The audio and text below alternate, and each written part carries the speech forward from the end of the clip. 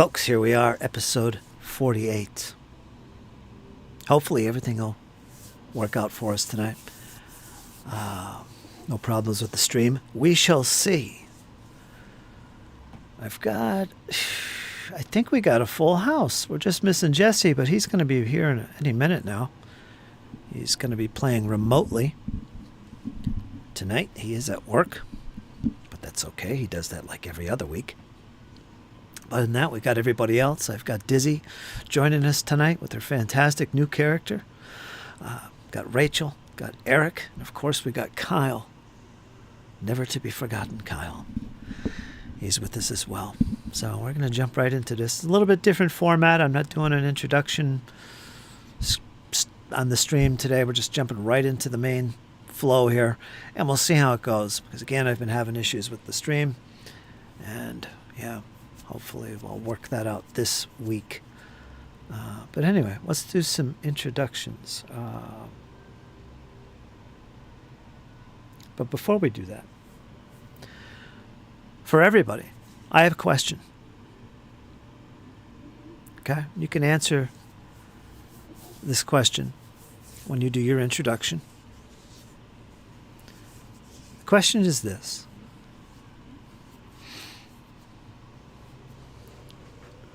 Who would you say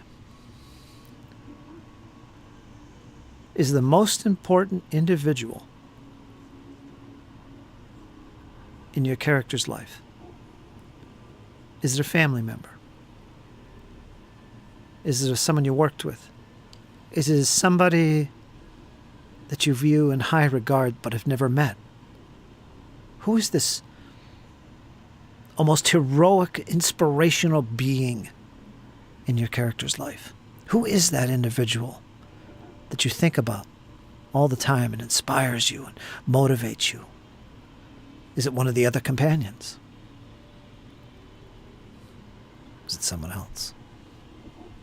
Who would that be? That's the question tonight. Okay? And tonight we're going to start off with an introduction by Kyle. You're up first, my friend. Introduce your character and give us some thoughts on that question I threw at everybody.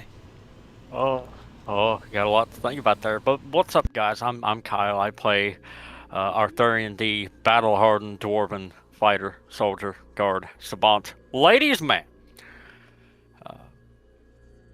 He's our frontline heavy hitter. Takes a lot of poundings. Most influential. I have to say it'd be Arthurian's father. You know, he trained him how to fight, taught him how to use tactics, and then, you know, Arthurian sort of found his own way after that and learned a bunch more. Definitely Arthurian's father would definitely be, you know, that way that he always thinks about. Am I doing this right? Am I worthy of being here? Can I rise to the occasion? Am I going to let people down? You know, those life lessons really sort of drilled Arthurian to what he is today. Would your father? What would his name be? Gus.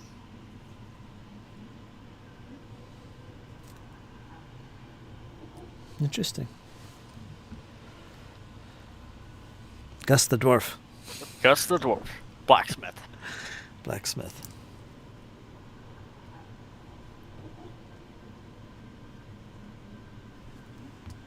All right. Interesting. Okay, let's see who's next. Sheppy, are you in the chat? We're going to save you for last. I'm here.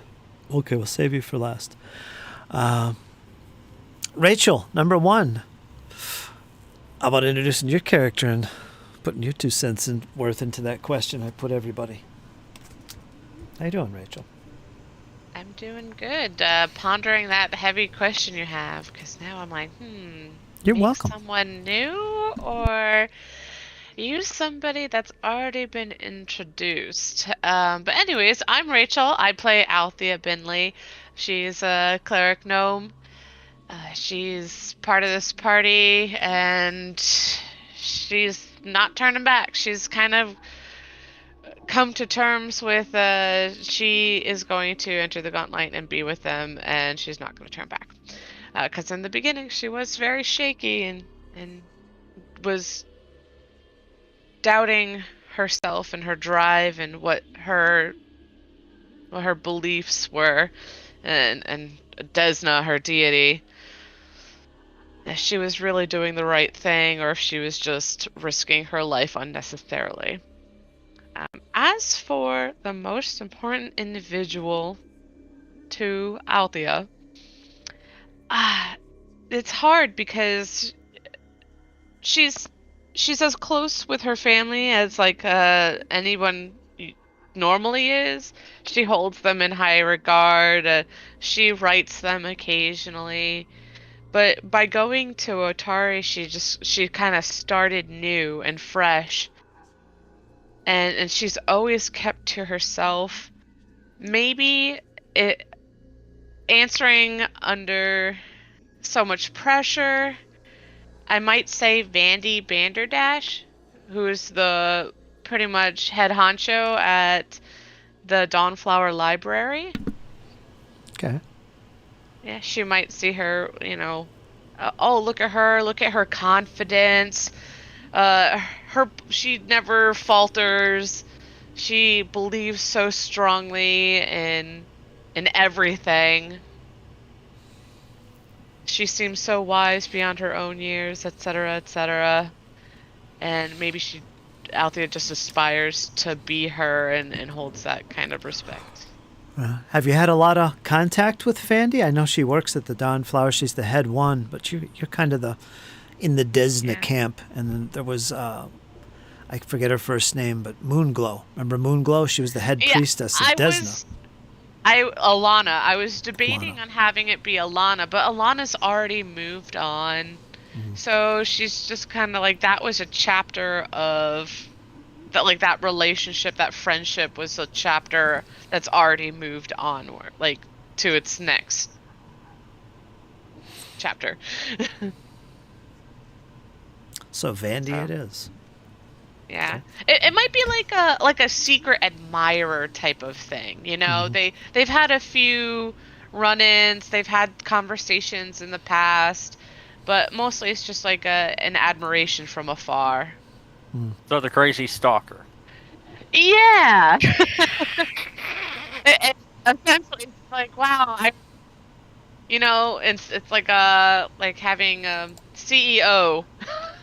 You're a little peon and you're like, wow, I really want to be like them. Look at them running their own business, things like that.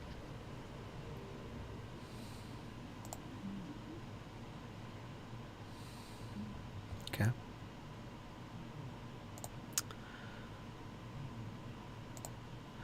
How about you, Eric? Introduce yourself, your character, and tell me what you think about your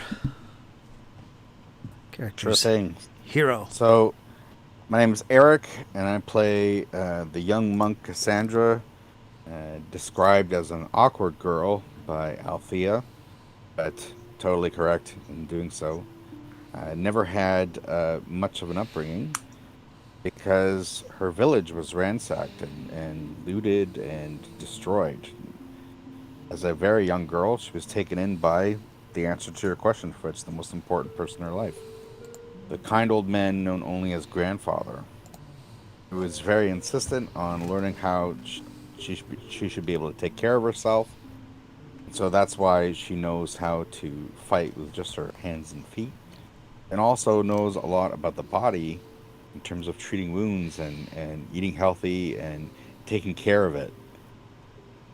Grandfather eventually, though, died, and with the meager belongings he had left that he bequeathed to her, Cassandra went out to find her own way in the world.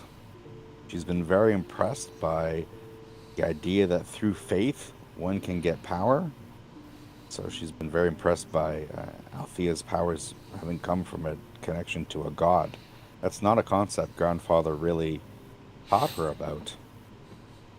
So she's very excited about making friends, people who are not have no other reason to be together that other not through family, not through any other thing than a common goal, a common bond.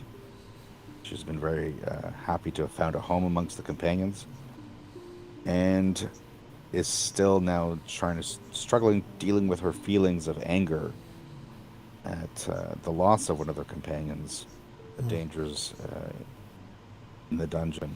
She really, really wants to fill and deal with that anger, ostensibly by destroying the Iron Skull that killed her friend. Did grandfather have any children? Not obviously. He insisted that Cassandra call him grandfather. She never called him anything else. No mention of any kids of his own. He did seem to know how to take care of her, but she wouldn't know otherwise, right? So whether or not he has children of his own out there, whether they're living or dead, whether they've abandoned him for something in his past, and he took Cassandra in to try and make up for some deed he's done, all of that is a mystery to Cassandra. Awesome. All right. Well, thanks for that. We're going to move on to Dizzy. What's up, Dizzy? Introduce your character and talk about the most inspirational, heroic figure of your life. Your character's life. That's going to be an interesting question to answer. You're welcome. You don't make it easy. I play Agatha, the vampiric witch that y'all have briefly met.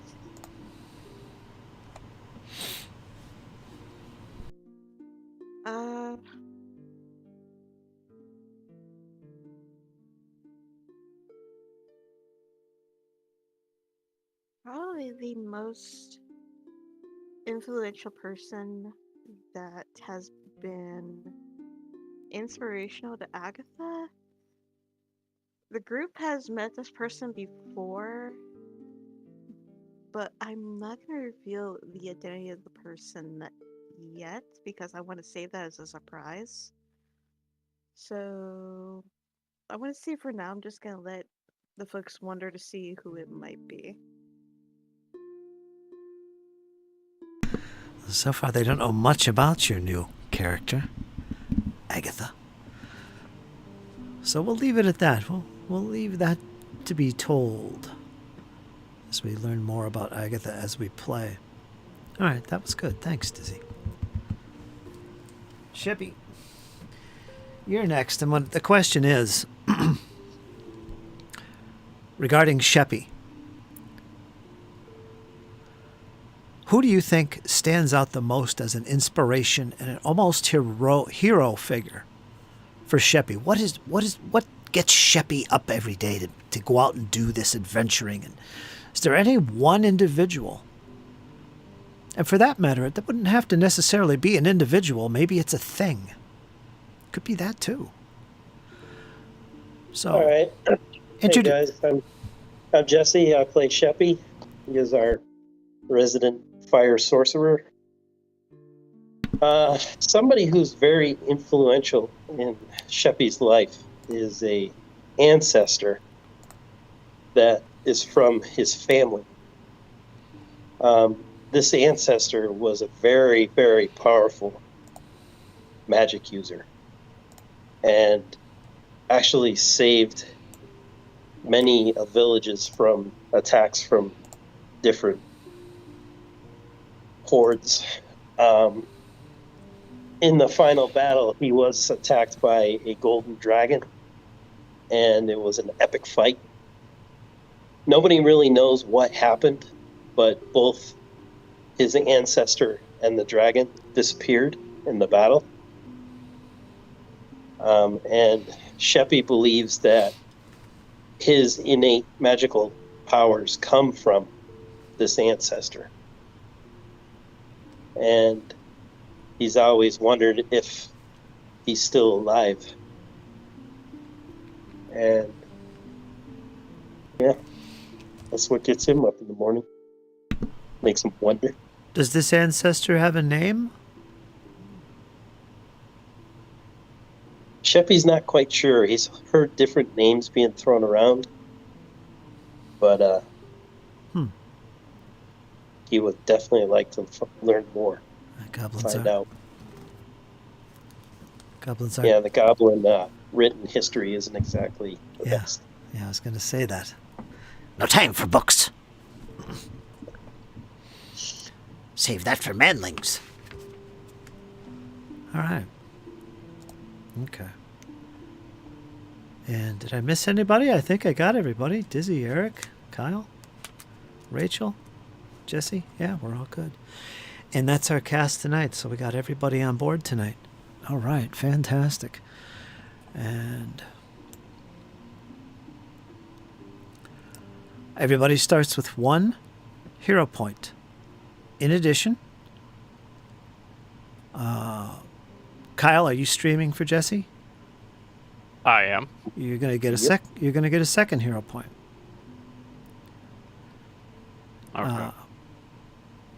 Now, outside of Kyle, does anybody? And also, I want to clarify. I know I've allowed this here and there at certain points, but to clarify, you cannot gift hero points to other player characters. Okay? I know, Kyle, you've done it a few times. We let that go. But as a reminder, you cannot do that. Those hero points are just for your character, and they all go away at the end of the session. Okay? If someone would like to do a brief summary of the last episode, it was all pretty much combat, so I imagine it'll be pretty brief. But if someone wants to do that, I'll give you another hero point. Anyone but Kyle, because he's got his too. Anyone want to do that? Talk about some of the exciting moments of the combat, the thrills and the spills. I can if no one else wants to, but I wasn't here, so I was voted out. yeah, Kyle was voted out. He got his. He got his. So last session was, I think it was entirely combat, so this should be fairly brief. We were fighting the Cairn Whites. This combat was continuing from the previous session. Further advancing at mid-combat, these newer creatures kind of came forth, these white wispy creatures. And they appeared as soon as Cassandra entered the northern chamber above, where most of us are at. So I guess right where Arthurian is. So anyways, these little wisps danced around, and disembodied hands emerged from the shadows and crawled along Cassandra, and actually were physically choking her, right? Is that the way it was described? Yes, these were choking her, and meanwhile, as we were trying to fight off these wisps and these hands, a new character, Agatha, was traveling through the gauntlet and found a door set ajar. She looked through this door and found 2 people whom we know as Tamira and Cameron, but of course she didn't know who they were. And she stumbles upon everybody mid-battle, and she chooses to help us fight. So as she makes herself known, she comes into the battle, but unfortunately, our other companions, the ones traveling with us, well, it's debatable if Cameron's a companion, but nonetheless, the 2 of them don't know who she is, or what kind of aid she's providing. So she actually gets, I guess, essentially hunted as she kind of makes it further into the room. Meanwhile, back at the front lines, Cassandra ends up getting confused from the wisps, and there's like different lights. And that kind of leaves us off now where Agatha's helping us. We're trying to get I think at this point we have all gotten on the same page, although Tamira's keeping a good eye on Agatha regardless of what we say. And we're trying to defeat these wisps that I believe all of the hands have been taken care of. We picked them off, one by one, or two by two with that electric attack. But things haven't quite finished yet. We're still in battle. That's where we're going to pick up. In the heat of battle, you can open up your encounter trackers. Everybody's in the initiative. Arthurian is in the thick of it. He's right at the entrance to this chamber, almost surrounded by these glowing, yellow glowing lights. Wispy lights. They're like ribbons floating around his head. 4 of them, you can tell. Arthurian was felled once during the battle, but because of miraculous magic, he was brought back to his feet. He's not on his feet yet. He is actually prone, I believe. I'm not sure. Are you? Yep, prone but reaching. All right. Keep in mind, that will mean that your weapons have to be retrieved. You'll have to spend an action picking up your weapons because you were dropped, as well as standing up.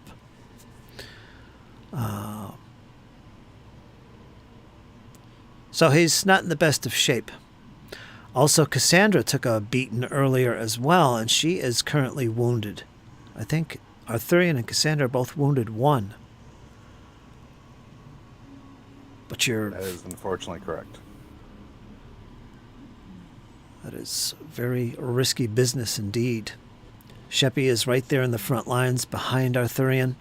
Tamira, is, with her sword drawn, has advanced to the front after previously staying to the rear and keeping her eye on Karaman, who doesn't make himself too known, preferring to hide in the shadows, holding the sword tight and close to him, not taking part in the battle.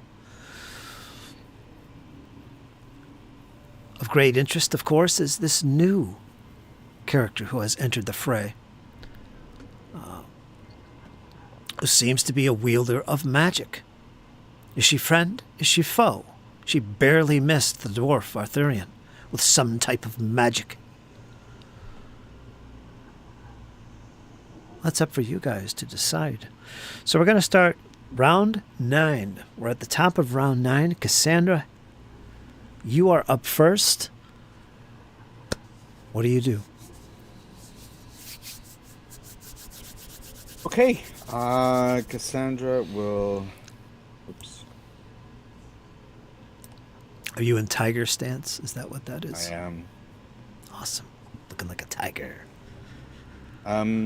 Is the reason I can't move it because the game is paused? Yes, it is. Let me fix that. There you go.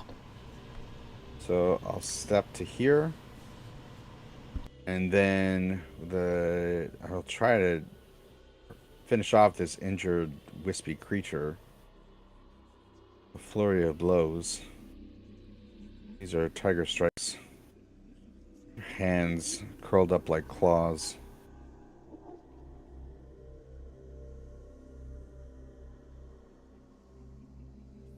It doesn't look good.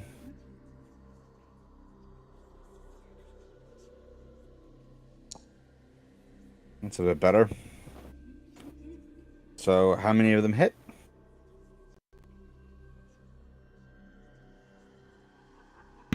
Oh, sorry, I was muted. Your second one hits. First one was a miss. Oh boy. Okay. And then, since I'm in tiger stance, I can step 10 feet. I'll step back to here. Sorry that wasn't more helpful, team. That's the end of my turn.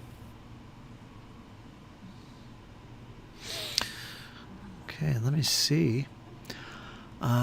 We don't have our turn markers working. I have the module. It's called Turn Marker, but I cannot find it. So I can't make use of it. I don't know where to find it. I don't see it loaded in my modules, but it is installed. So, yeah, so we're going to have to deal with that. And I believe, correct me if I'm wrong, Rachel, if I use the encounter tracker and I double click on a token or somebody in the encounter tracker, that'll take me to the token, won't it? I want to say that is true. Yeah.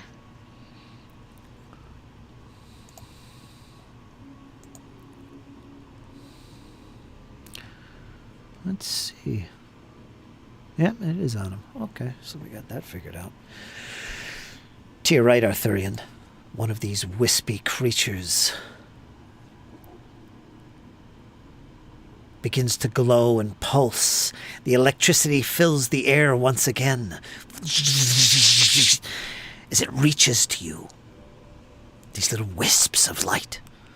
You move up to deflect, but you then hesitatingly pull back from blocking it, fearing its contact. It hits. It's going to do some damage. It catches you, Arthurian. You feel the electricity go through your body. 5 points of electricity damage.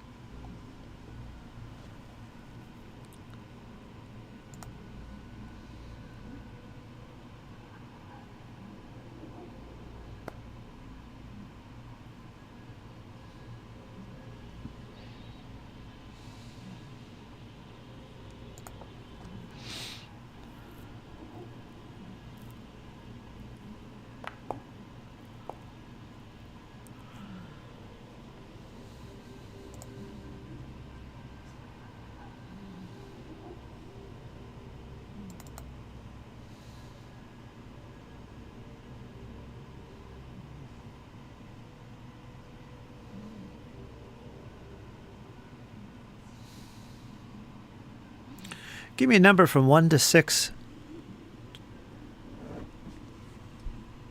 Sheppy. 3.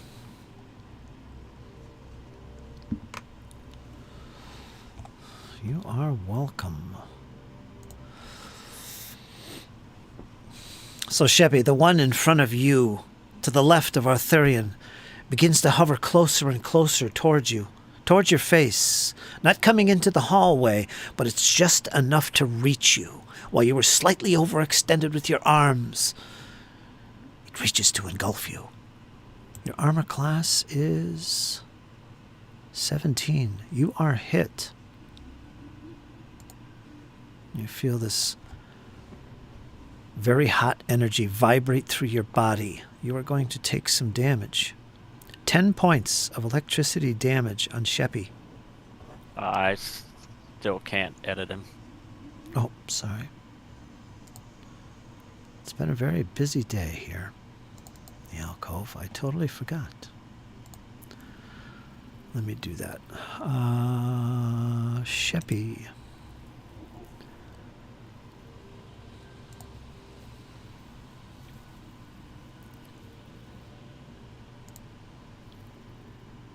Okay, ownership is now yours.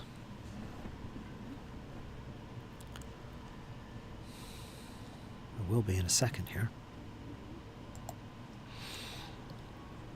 God.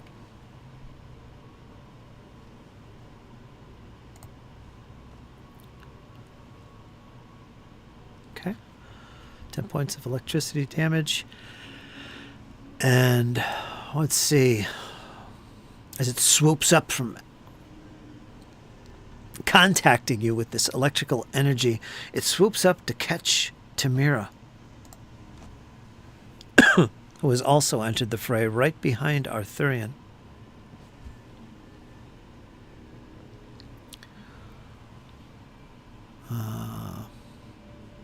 But that is not to be. Try one more. Arthurian, you're up.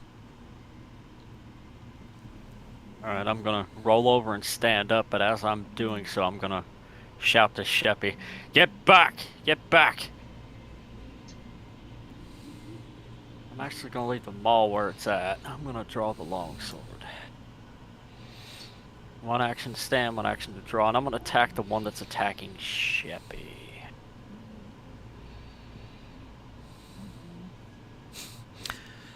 Drained 3. Flat-footed and wounded 1. 17. 17 is a miss. It cuts through the air, not making contact with anything. At least I'm vertical now. You are. And that'll be it for me. Okay.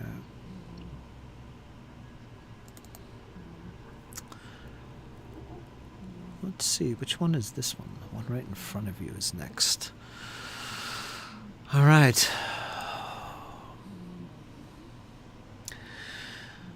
These glowing balls and wisps of energy are all around you, Arthurian. You're surrounded. The one directly in front of you. You don't see it, but you feel it. You can take 6 points of electrical damage.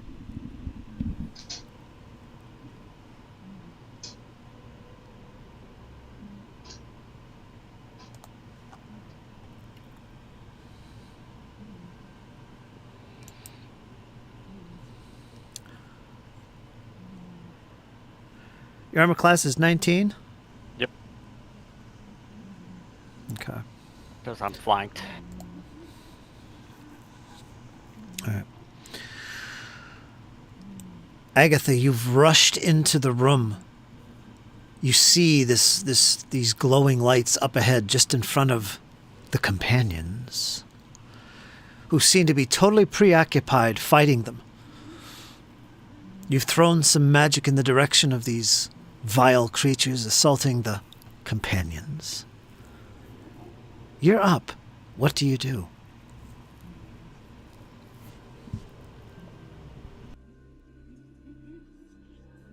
Agatha is going to attempt to do recall knowledge and see if she can remember anything about these creatures that they're currently fighting.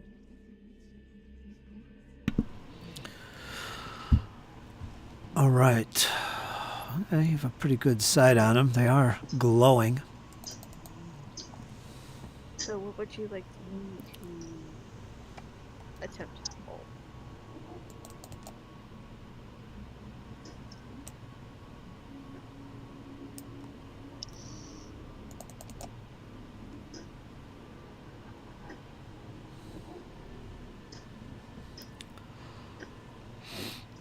One second.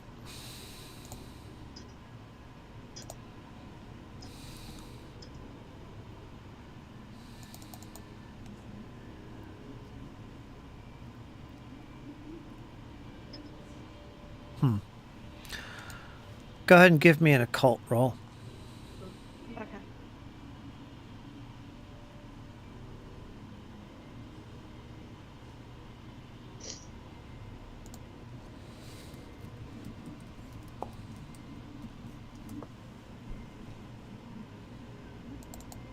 What'd you get? If you know. I had made it blind. Okay. Only the gods to see. Okay. All right, yes. Occultism. Okay. You've seen these creatures before. In fact, you've heard of them many times. They usually dwell in dark, lonely places like rivers and creeks in the woods or near shorelines. They love to haunt lowly swamps. They're creatures known as, you've heard them referred to as flicker wisps of some type. Turns out, they are almost completely immune to all magic. Almost.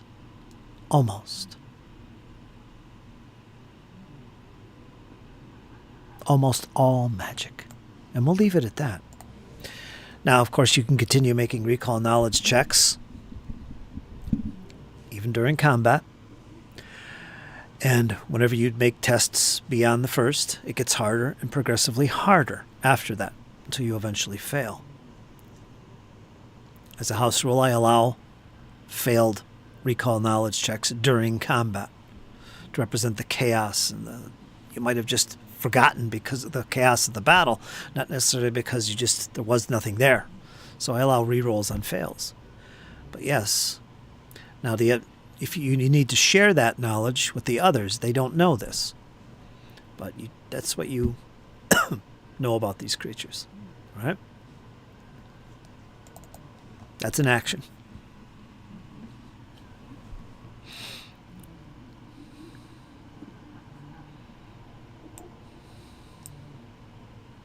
What else would you like to do?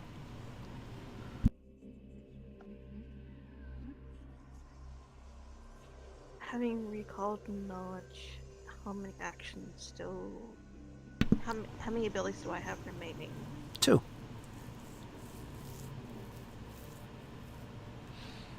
Would be the better question. You have 2 actions remaining.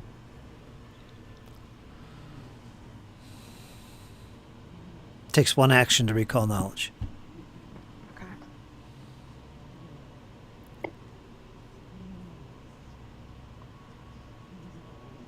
If you would like, you could attempt a second recall knowledge. It'll take another action. The DC will probably be higher. Maybe you can learn more specific information if you get a high enough success. Do a second recall. All right, go for it. It's a cult.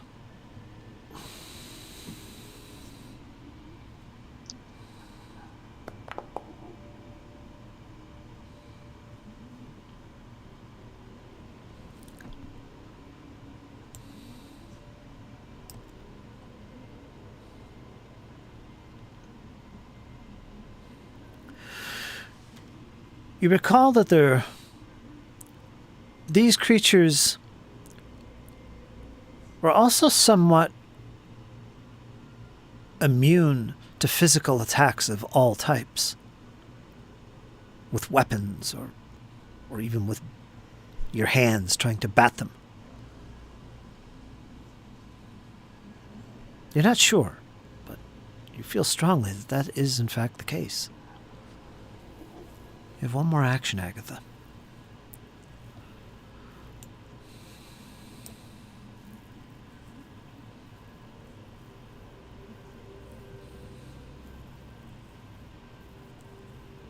I'm going to do 1 more attempt at recall knowledge.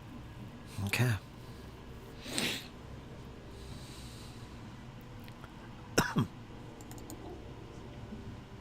Agatha is literally racking her brains to figure out what kind of magic might cause these things to drop. So, last shot. You're using occultism. Go ahead.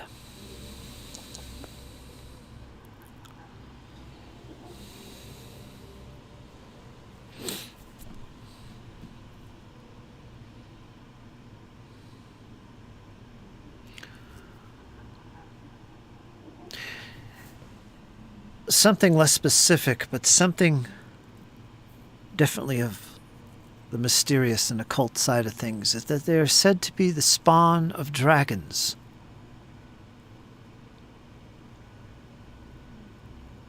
Magical dragons. Okay? Okay. All right. You are done. Alright.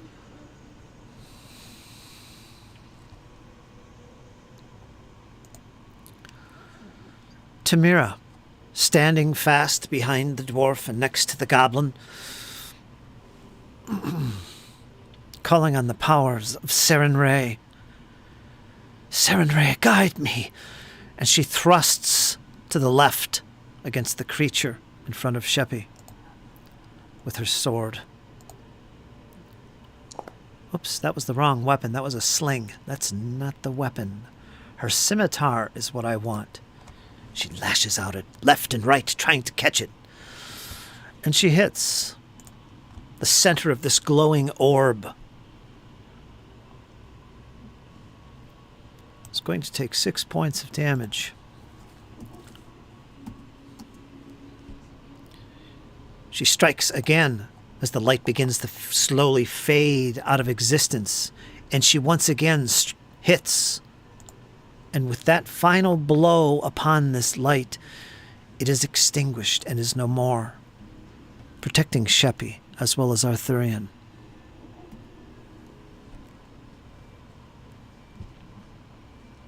I believe that was 2 actions, correct?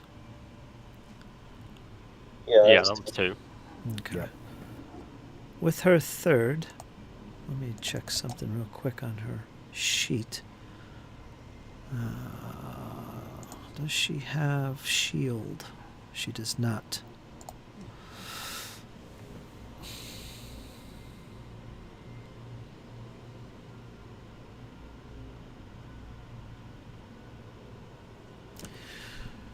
She shifts her position to protect Althea. At least in her mind, she's protecting her.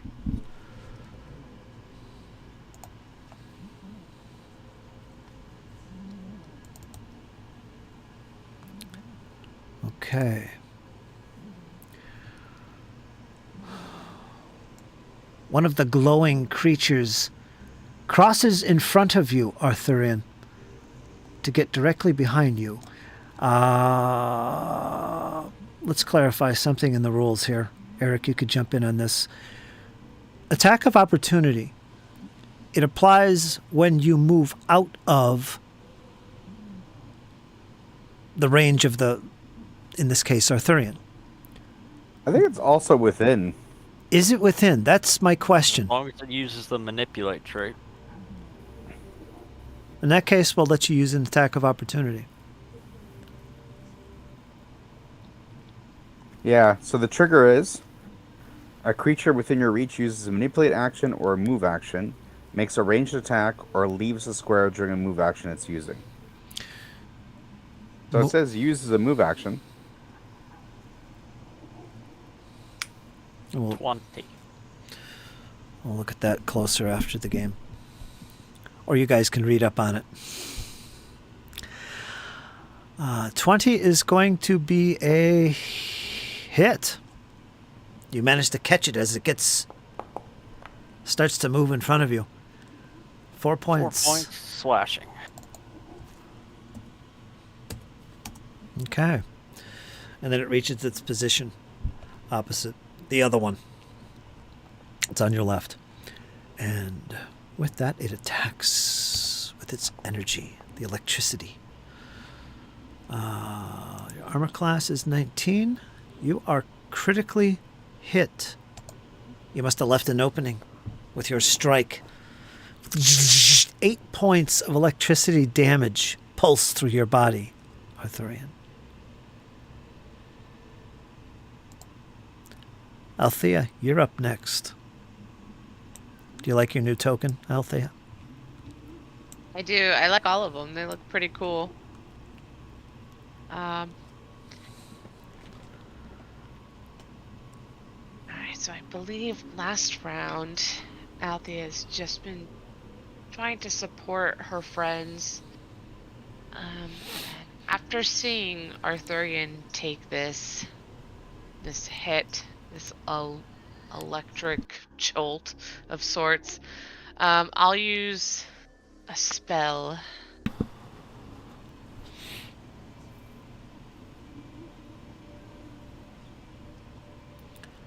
Heal.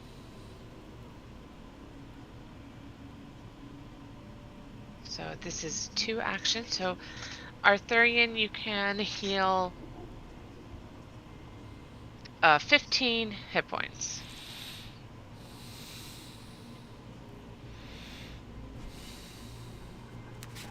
Thank you much. Seeing as he's taking the brunt of all of these hits, Althea is not done casting spells. She's also going to cast guidance on Arthurian. You could drag that to your token. Guidance. Effectively giving you, for 1 hour, a +1 status bonus to 1 attack roll, perception check, savings throw, or skill check. before the duration ends, which is, again, until the start of your next turn. Sorry. You're immune for an hour. Roger that. Thank you. And I believe on the tokens that there's durations here for these little effects, so it should automatically turn off when it no longer applies, which is very cool. All right. I got a quick question. Okay. Since she did that heal, would that have done magical damage to Agatha? No, it would have to have been a burst. It would have. This was targeted healing. Okay. It only affected Arthurian. Stop giving it away, Dizzy. Stop it. Hey, I just want to make sure I don't do the wrong thing here, okay? I know you feel the surge of positive energy in the air. For a brief moment, your eyes look towards the gnome, Althea. And you see once again the holy symbol around her neck. Where do you have your holy symbol, Althea? She would keep it around her neck. I think I've described it in that way in the past. Okay. It can clearly be seen, Agatha. Your fangs are elongating, getting longer as the fury of battle continues. Sheppy, you're up. You're right in the thick of it alongside of Arthurian. He looks kind of annoyed at you as he looks back toward you. What do you do?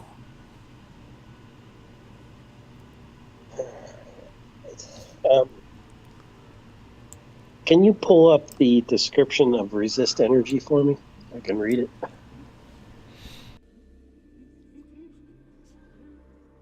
Can't really see it. Can that be cast on someone else, or is it only me? Says a shield of elemental energy protects a creature against one type of energy damage. Choose acid, cold, electricity, fire, or sonic damage to target it. And its gear gains resistance 5 against the damage type you choose. So I think It's, I can touch it. it's a touch spell, so it targets one creature, so it could be you or anyone you can touch. All right, I'm going to cast that on Arthurian.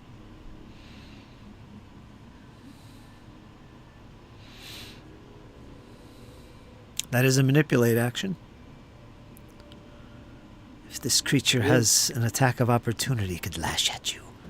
Maybe even disrupting the spell on a critical. It's the chance you take. What does that look like, Sheppy, as you do this? Gives him, What does it look like? I know what it does, but what does it look like as you attempt to bestow power on protection on Arthurian? it's a bubble. This glowing bluish bubble appears around Arthurian, covering his entire body.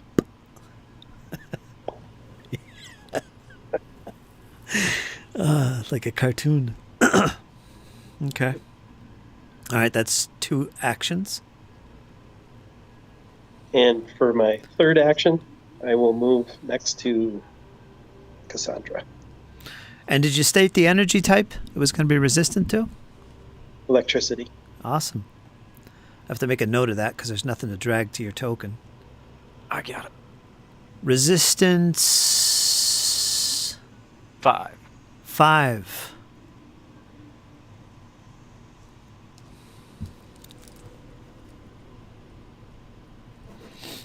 So in other words, it deducts 5 from whatever electricity damage Arthurian takes. That's how that works. Never used that. Yeah, pretty cool. All right, so you moved. Okay. Yep. Going to go to round 10. Once again, we're back to Cassandra. You're flanked by the 2 little ones, the goblin and the gnome. Hopefully not flanked in the combat sense. Yeah. I hate to think, I hate to think that they're not allies anymore. Mm-hmm. So Cassandra will step 10 to here, and will flurry of blows the wisp that's the right of see it. Arthurian. I see it. Stop him from being flanked. First one. You know what? You know what? You gonna use it? Hero point it? Yeah. Okay. Where am I supposed to? I just click on it, not right click, right?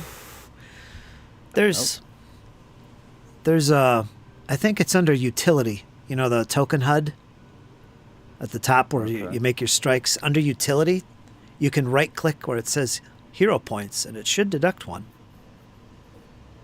I thought that we could do it by right clicking on the result. I thought that was a thing we could do. Yeah, there it is. Reroll using hero point. That works too. Do you know that this thing, every time I've used a hero point, it's only ever been an increase of 1? All right, so that's the Feel your first one pain. that's missed. Second part of the flurry. Well, if you can't roll above 7, Wow. it's badly injured. Do I really think I'm going to hit it on my third strike? I do not. I'm going to step back 10. Sorry, I am not helpful. Not yet, anyway. It's okay. Let's And see. the turn. Let's see how it replies.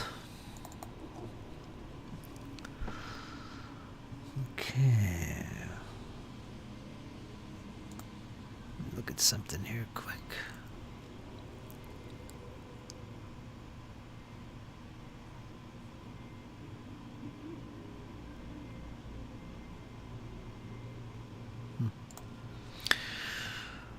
All right, it continues to hover on the right side of Arthurian and directly in front of Tamira. And it starts to focus its attention on Tamira. And once again, the electricity fills the air and crackles. Is that a manipulate trait? Good question. Let me take a look. This should be an attack. No, it's an attack.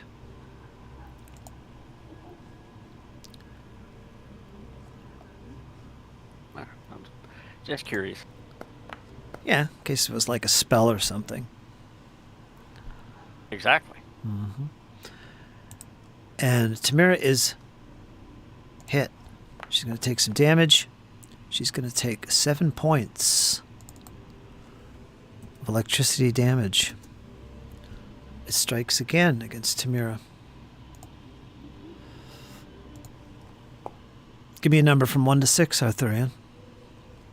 6.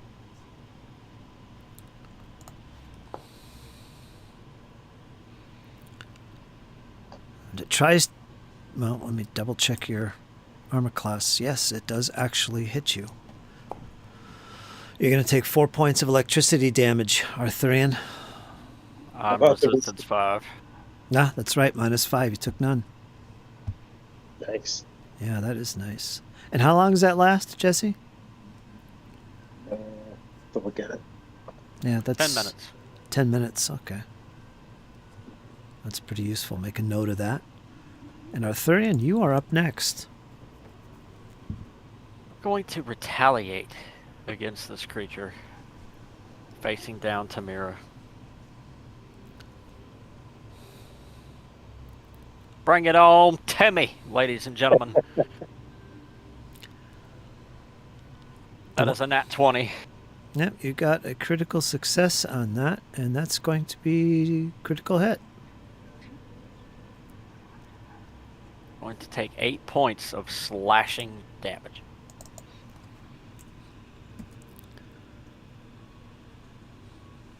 Describe how you destroy this light. Starting to Extinguish it. pivot around, finally seeing the spellcasters and the lightly armored people move back. He would grumble, "I've had about enough of this shite," and he spins around and cleaves the creature. The little whiffs of smoke are all that remain now. And its glow slowly fades away and disappears. All right, very good. Give yourself a hero point, by the way. And then I'm going to attack the one that's directly above me. Okay.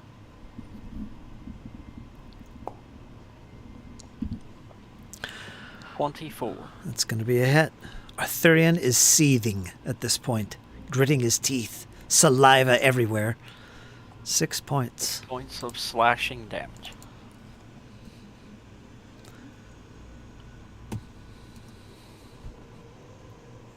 Okay, it's looking pretty bad. It's starting to fade from view. It's getting darker and darker in this chamber. I'm going to use Dueling Parry. And that'll be the end of my turn. You can parry attacks against you with your one-handed weapon. You gain a +2 circumstance bonus. Drag that to your sheet, your token. Yep, got it. You gain a +2 circumstance bonus to armor class until the start of your next turn, as long as you continue to meet the requirements. Well, that's pretty cool.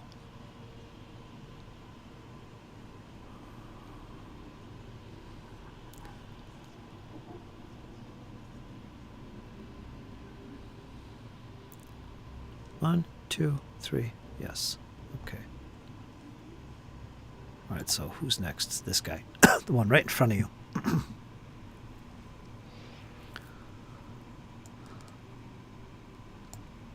It slides to the other side of you. All right. This is annoying me here. I'm going to take pause and look something up.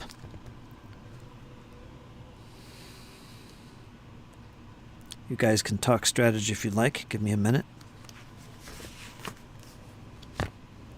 So you only get one reaction a turn, so even if you had the attack of opportunity, you wouldn't be able to use it, right?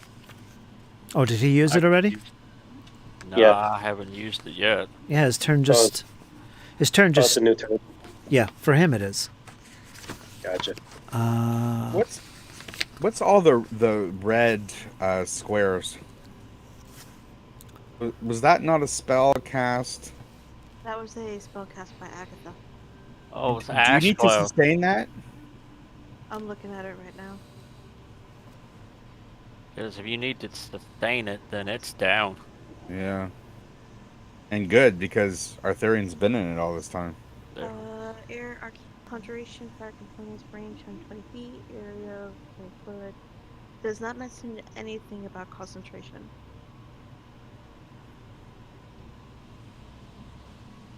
It does say duration is 1 minute. Yep, no, it's, yep, you're right. It's, oh boy.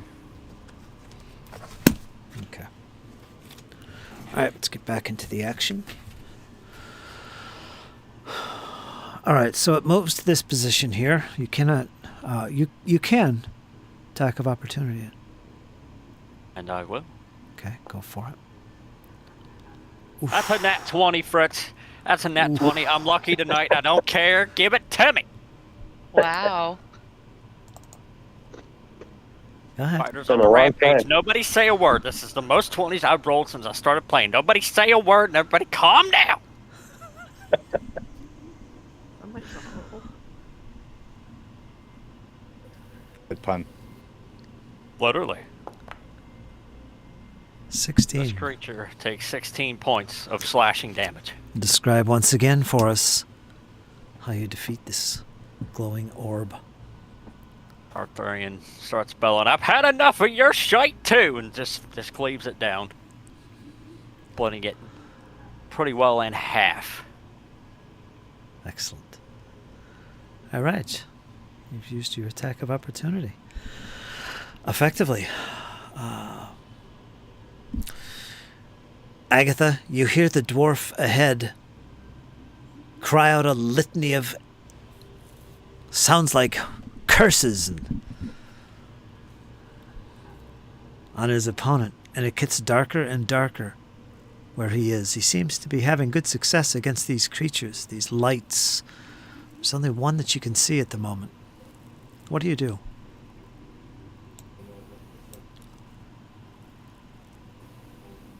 Eric, mute. Picking up the background again. I don't know what that is. Go ahead, Dizzy. You're up. Who's debating on what to do? 6 seconds around. Come on.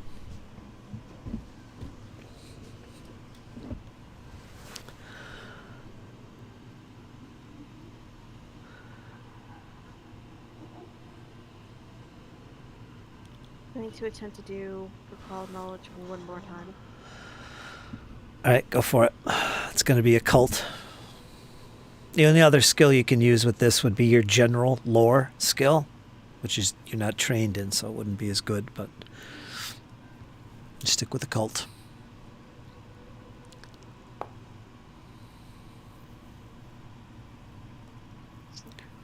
Yes, it's something to do with dragons.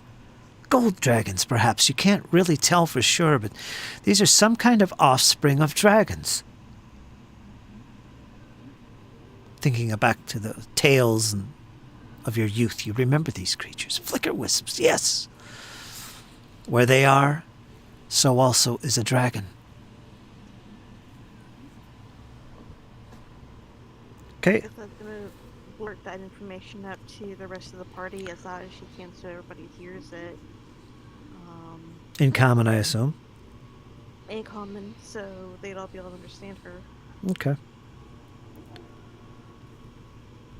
Still have an action.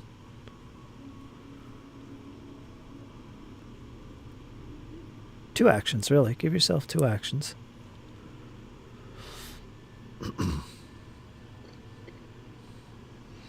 So coming from behind you, you hear this new voice enter the conversation, as it were, and talking about dragons and these flicker wisps and immunities to magic. Don't use magic on them.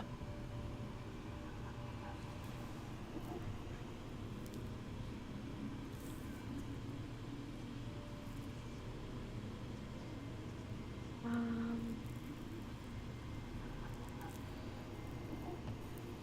6 seconds.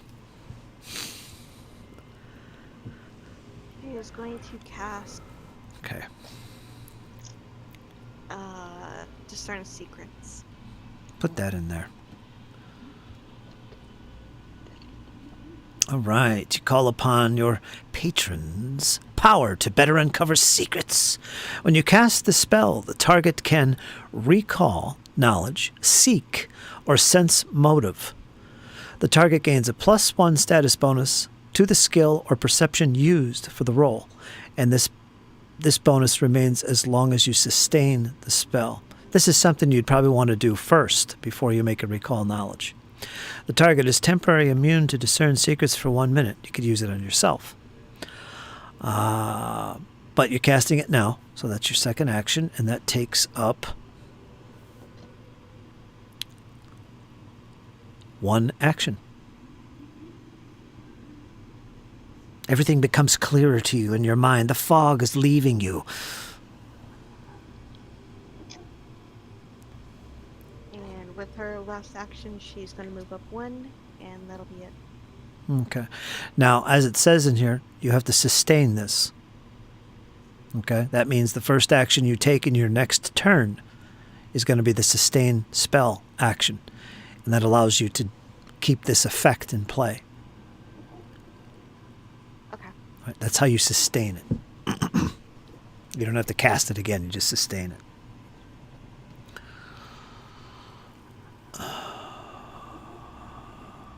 Sustained up to 1 minute, which is 10 rounds. So, make a note. All right, you're done.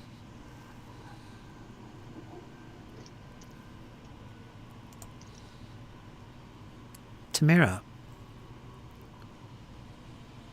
having felt the wrath of this thing, unfazed she is.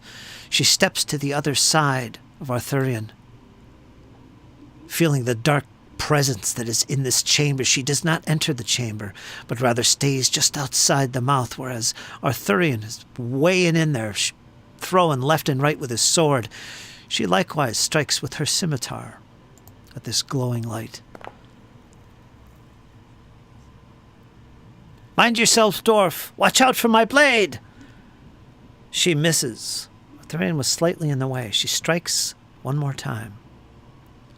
She misses horribly. Now it is the glowing light.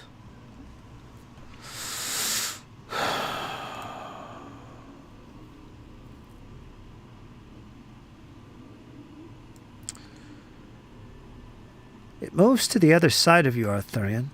No, don't. Oh, yes, it does. I already used it. You did. That's why I did it. And the air begins to crackle once again. It's these tendrils, these glowing tendrils from the central glowing orb begin to reach towards you. And as they do, they begin to flicker blue, and that you can feel the electricity and the hair on your body begin to stand up.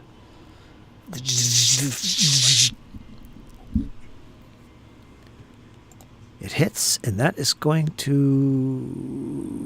Yeah, it's going to be normal. You're going to take 4 points of electricity minus 5. I think that's still in effect, correct? For 1 minute, yes, sir. Okay, it's going to attack. It's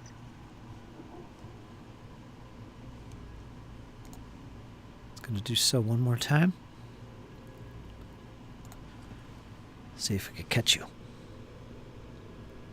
It does not. Althea, you're up.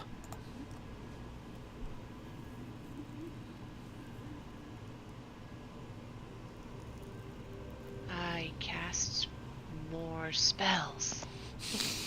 Shocking. But not actually electricity. I cast Forbidding Ward on Tamira.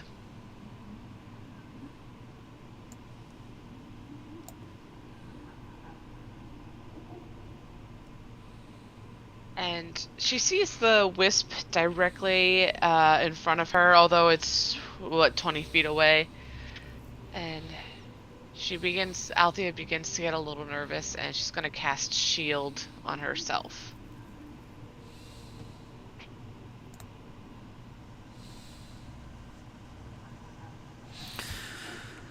Okay, Sheppy, you hear the voice of Althea begin to mumble and chant arcane words, or divine words, rather, calling to her god, Desna. What do you do?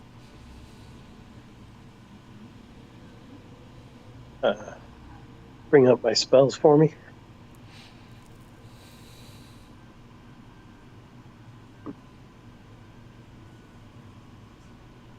Which one are we thinking of? Hearing the witch talking about being resistant to magic. It's a little unsure. He is going to recall knowledge first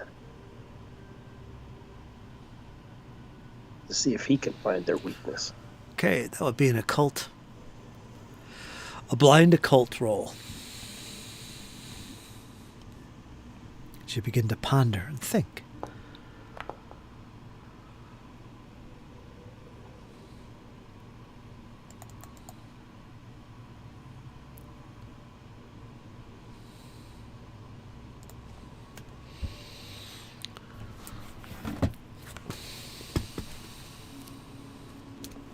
Should be on its way.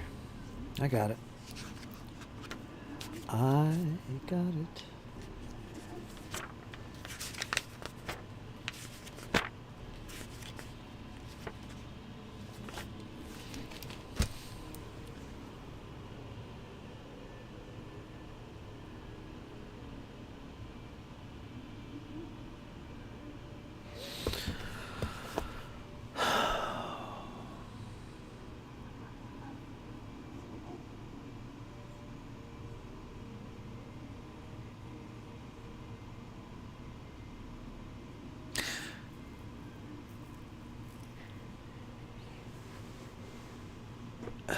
You believe these creatures are known as flicker wisps.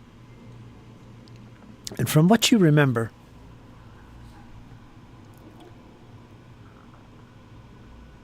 they're creatures that instill confusion and feed off of that confusion during battle. Yes, flicker wisps. You've heard of them before.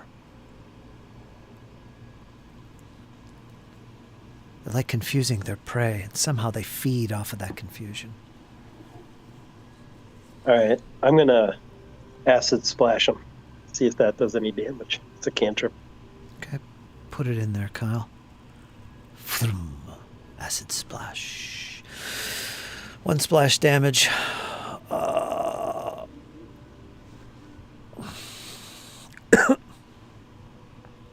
Make a spell check to hit. 26. That is 26. that is going to hit. Arthurian is also in that splash distance. He's going to take splash damage. How much damage do you do? 5? 6 and 1. So Arthurian, you take 1 acid splash. Got it. Minus 6 to the creature.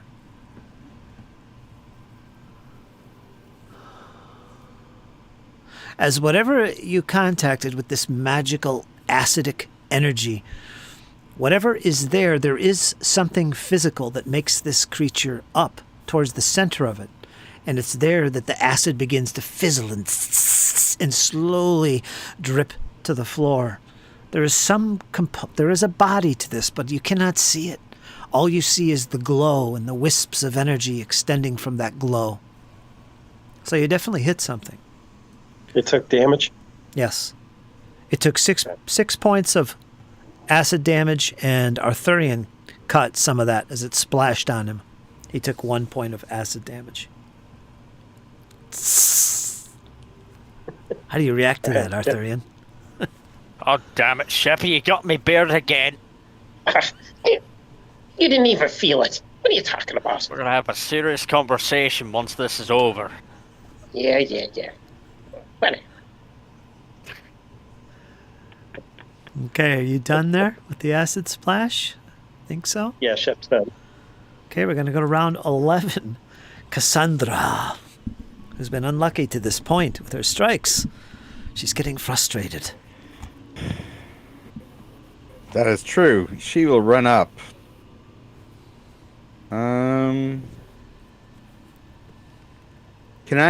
Can I fit through that diagonal? Go here? No. That you No? need to make... Okay. That you would need to make a roll through. Or Tumble whatever. through? Yeah. Tumble through? Yeah, if you want to do that, you can do that. Because I wouldn't mind flanking this thing just to try and sure. So...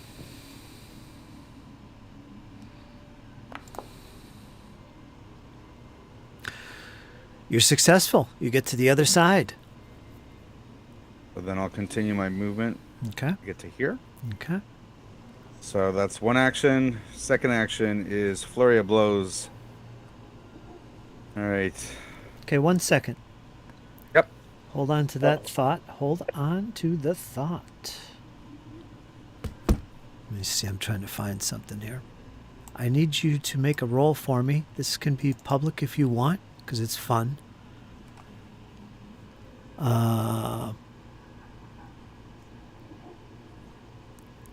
Give me a will save. Okay.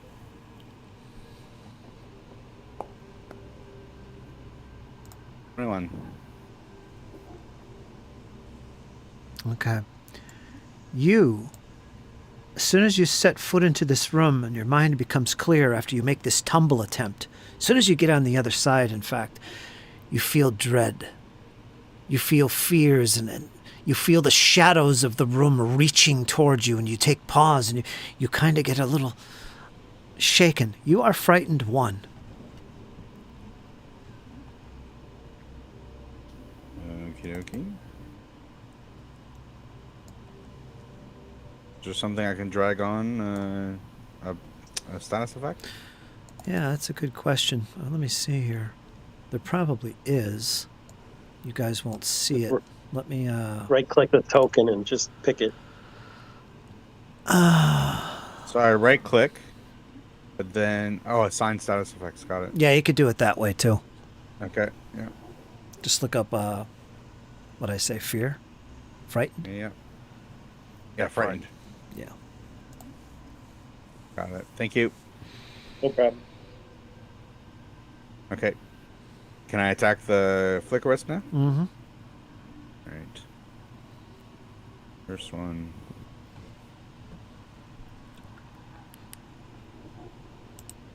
$19. Smart move, getting on the other side of that creature. You hit. Good. That's a miss. Okay. Oh boy. It does need to make a DC 19 Fortitude save. So you got 3 points of damage on it? Yeah.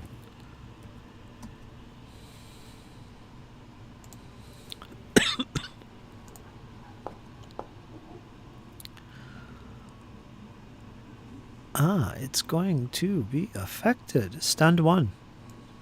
Alright. I have 1 action left. I'm hoping for a high roll here.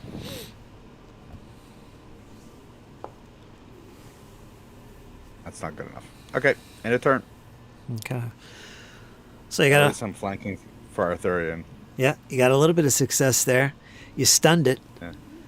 So Yeah, that's true. So for a moment, the light begins to look. It begins to almost cease from its constant whipping around with these wispy tendrils. They begin to slow.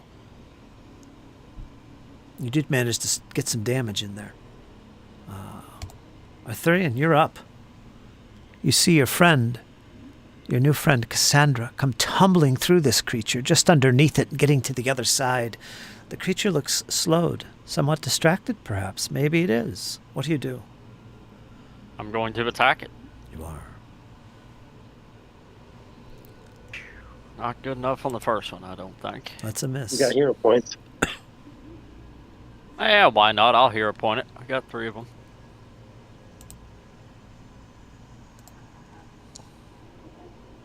$24.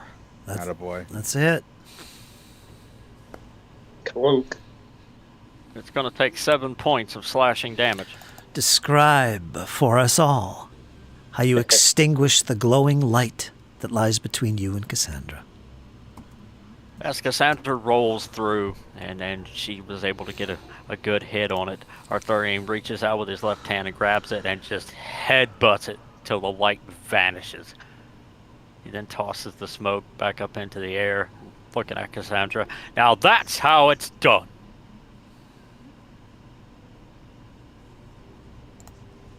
Good job, Cassandra Lassie. nods. Good job. Sandra nods her head at Arthurian's comments, but is visibly shaken by some dread she's feeling within the room. What? I don't have no hips to headbutt. It's about time, Arthurian. Now you listen here, there. Hey, that's a compliment. As the final light is extinguished, the room, once again, the chamber, goes black. It's dark. You're surrounded by the shadows, Cassandra. Not so much you, Arthurian. You see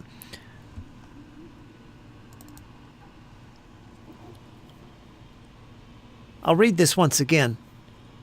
This vast octagonal chamber is empty at the current point. The walls are carved and painted to resemble a sprawling graveyard of half sunken into a swampy morass. Yet all the graves in the mural are open and empty.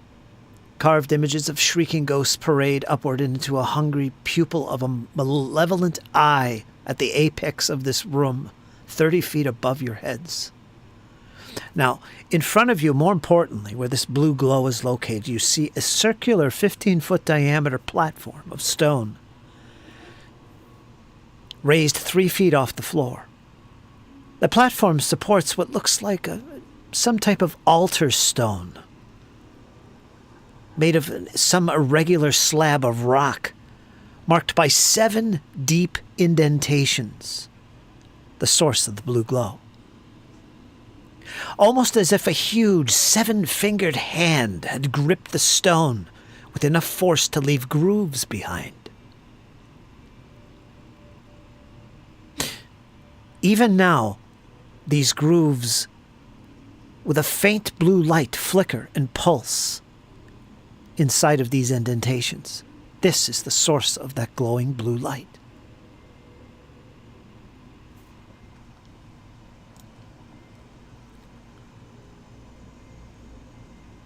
Do you do anything else, Arthurian? Can I see the hand right there? Do you have any more actions left? I have 2. All right. You can see what you can see. I will move up and attack it. Darn it. No hand gets away from me. 24.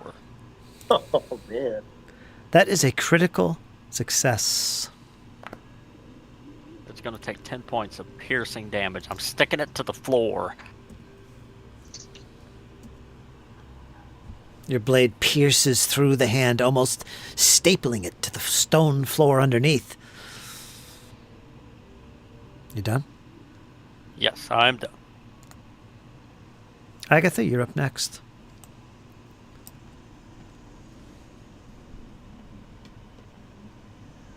Alright, Agatha is gonna move up about 10 feet. All right, drag your token.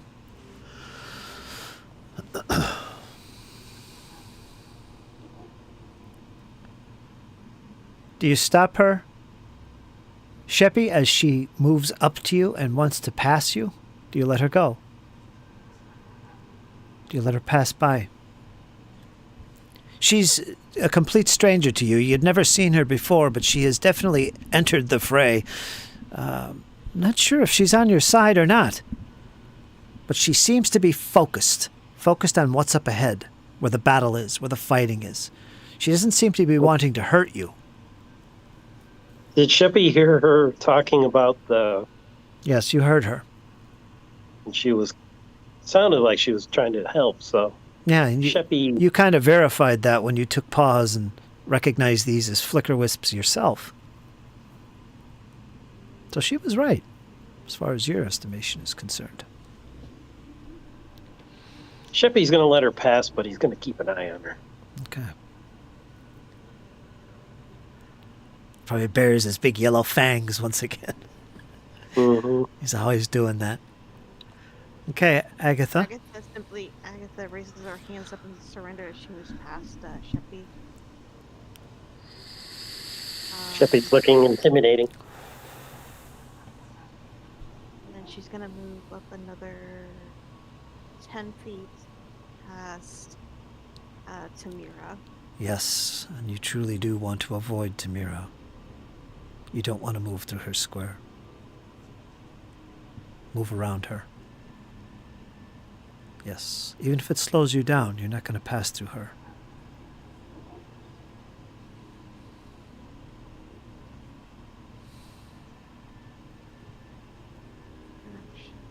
Is that okay? And that'll be the end of what she's going to be doing. She's just going to plant herself right there just in case they need her for further assistance in keeping an eye out or ear out for everything else. Do you have any other actions left? How many actions did you use? 2 actions. Okay. She used the full 25 movement within 2 actions. She has 1 left, but Okay. that's going to be the end of it for her. Okay. In the meantime, the hand, pulling itself free from your blade, Arthurian, attempts to leap towards you, towards your throat. It claws at you. Well, at least it tries to claw at you.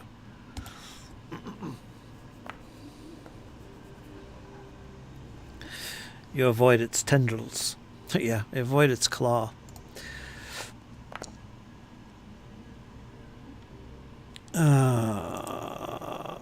Okay.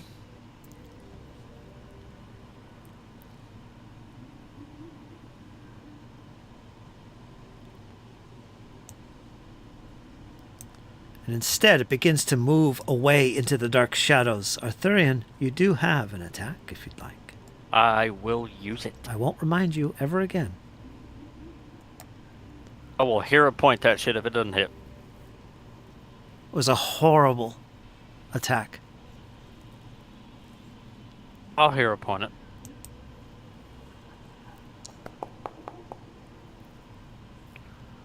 How we go backwards on this? As horrible as it was, it still managed to pierce the flesh. You didn't need the hero point, but I made you waste it. Can't take it back. It's gone. It was a horrible attack. No, it's my bad. You can keep that hero point. You did actually hit. Normal damage. I'm not going to be that cruel. 5 points. Piercing damage. As it tries to move, I'm going to stab it again. All right, as it tries to pull away from you and disappear back into the shadows, you do indeed cleave at it and actually cut off a couple of the fingers, slowing it down just a little bit, but it still manages to pull itself away to the far wall. You can see it, Cassandra. I don't think you can at this stage. You might be able to. Depends on what you can see on the map. But, yeah, it's done. Tamira's next.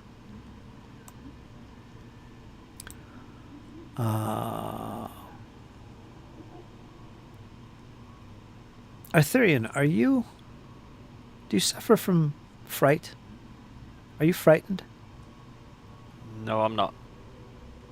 I got drained 3. All right. Let me look again real quick. If you need me to make a will save, I can. Go ahead and make one.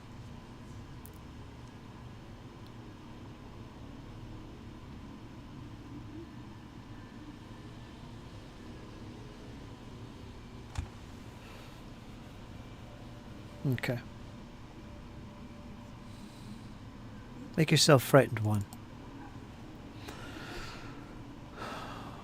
Bravery. I remove the frightened condition.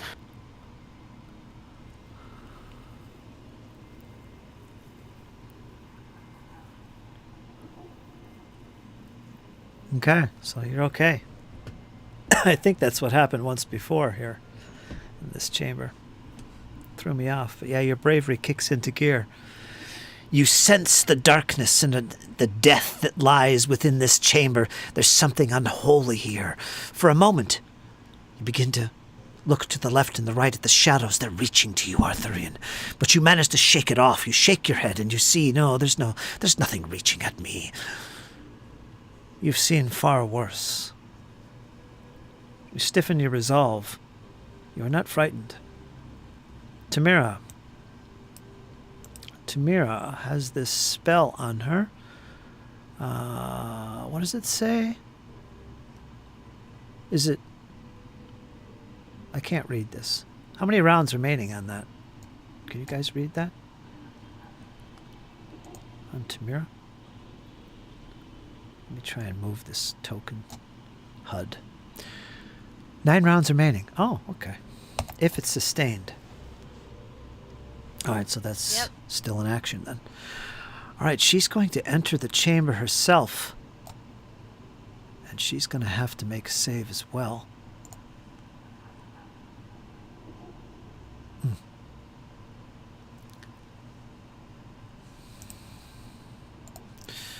She begins to slow her pace as she enters this chamber, and she herself looks fearful.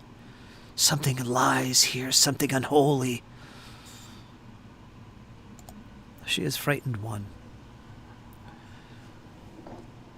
And she's slowly, at first heading towards Arthurian, instead slowly begins to walk up to the shrine itself, taking up all of her actions to do so. And she pauses and she stares at this unholy sight. Her hand reaches up towards her chest. You cannot see what she's doing. Althea, you're next.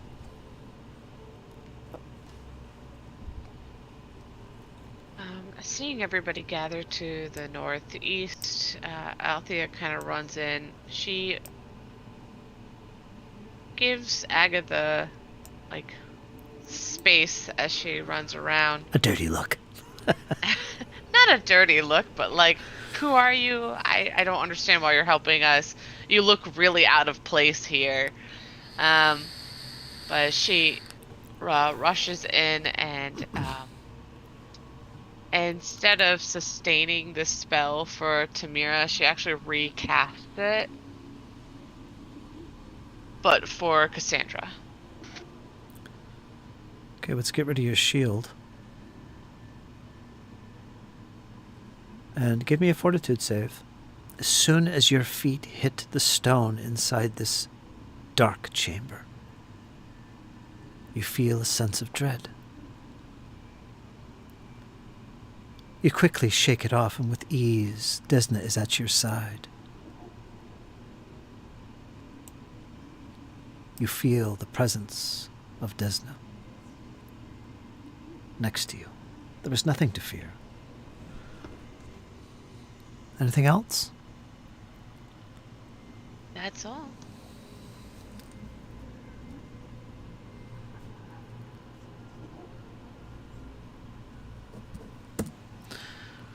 Okay. Sheppy? Everyone How far away? everyone's Go ahead. Everyone seems to have entered the chamber ahead. You can see behind you, slowly, seemingly having crept forward, is Carmen. He stands near the rocks, a mere 10 feet from you, behind you, clasping his sword tightly. The others have moved forward into the chamber. Only this newcomer and Althea are really in clear sight. Well, you can see them all. You have dark vision. What do you do?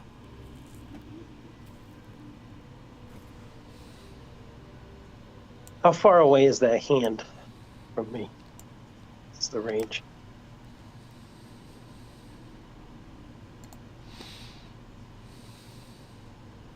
"55 feet." All right, pull up my spells.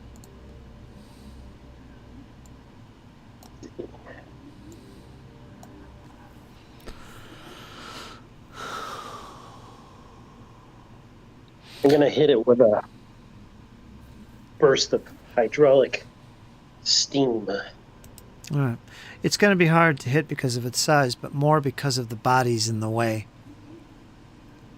It's not concealed because you have dark vision, but it does have cover. So its armor class is going to get a bonus. Gotcha. Unless you want to move into the room and get a clear. I'll take that. All right. 27. All right, that is a hit. 15 points of bludgeoning damage. All right. With that, you force a powerful blast of pressurized. This is water, right? Because I know you're But elementalist with type. I make it into heated steam, which just blasts it. Ah, that's what it is. All right, describe how this steam just crashes into this little tiny hand and pulverizes it. You have defeated it. A blast of hot steam just rises from Sheppy's hand and just shoots out in a straight line. And as it hits the hand, it just melts the flesh of whatever was on it right off the bones. And it just falls into a pile. Out of the way, Althea! Althea, you turn around to see this big whoosh of steaming hot water just come rising up over your head, and like a dancer doing the worm. It just goes right over top of you and splashes to the floor and begins to move its way nimbly between Cassandra and Tamira, making its way towards this hand, this little tiny hand. And suddenly it just splashes into it, and you can see the steam and the heat just come from this water, just totally enveloping what was this hand. And then slowly it begins to dissipate. And the steam rises and disappears and fades away, and all that's left remaining is this blackened, shriveled hand. You can see this clearly, Arthurian. Good on you, Sheppy. Thank you. It's all the rest. Is that what the barmaid said? We don't talk. All right.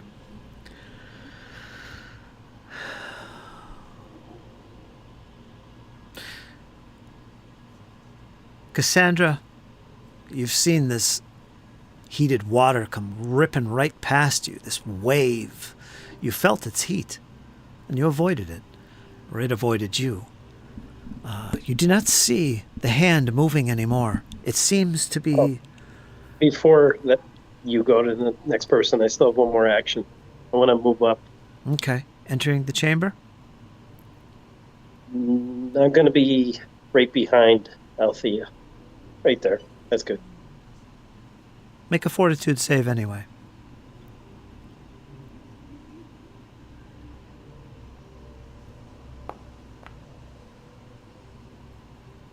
Okay. You want me to hero point that, Sheppy? How am I feeling?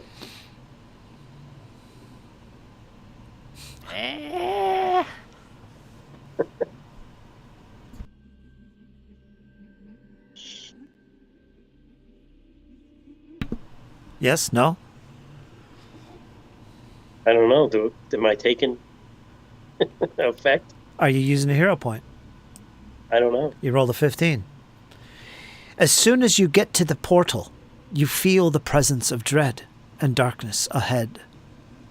You know inside your heart, if you step even one more further, certain doom awaits you. Do you enter anyway? No, I'm going to stop right there. All right. Feeling the energy. I know not to enter. Okay. You halt right before setting foot inside this chamber. You're unaffected. Arthurian? The battle seems to have calmed itself. You see no other rivals. You look left and you look right. The hands are gone. The wisps are gone. The darkness has returned to this chamber, save for the blue glow emanating from the stone. You see Tamira standing, almost like she's ready to kneel before this shrine. But she doesn't. She seems to be grabbing at her chest, perhaps clasping the symbol of Seren Ray, the dawn flower. As you pause there, awestruck, Agatha, you too have reached the corner of this chamber. You had not entered. What do you do at this stage? You see the goblin directly behind you. Pause, seemingly to think twice about entering this chamber. Althea bravely steps into the chamber, grabbing at her holy symbol, seemingly to be unaffected by what lies ahead. You see this, Agatha. What do you do? I'm going to immediately cast Detect Magic. What level is this for you? Is it heightened? Or cantrip 2? Mm-hmm.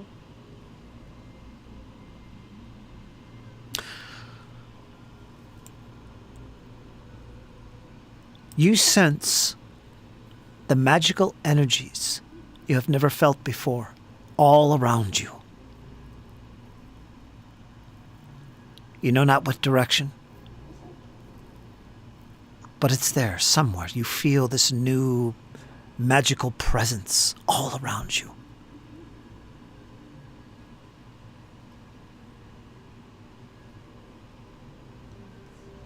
You stand there, not sure what is your next move, but you know for certain you see no enemies. And you also see the companions, who seem to be a little cautious towards you. Arthurian, Agatha, Tamira, Althea. Althea, you've stepped boldly into this chamber and you continue to move forward. What do you do as you enter this chamber?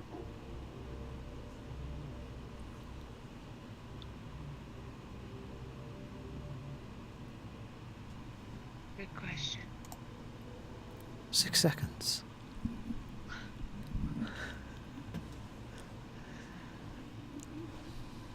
Let me put my camera Can you back on. mention Agatha's name real quick? Can I what? Did you mention that Agatha was in the room now? She's not in the room. Okay. You're right at the portal across from Sheppy, who did not enter the room either.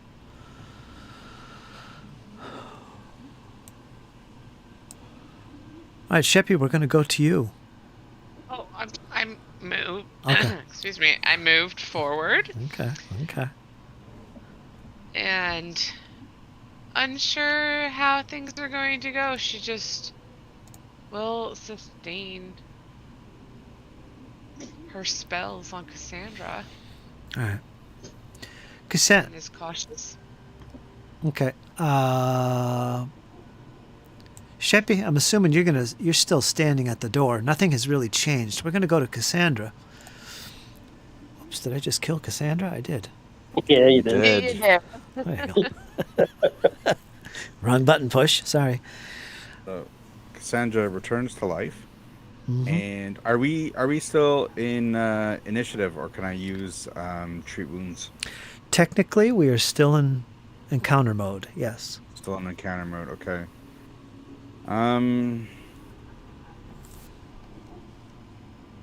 She's pretty shaken up, so she's going to retreat back to here.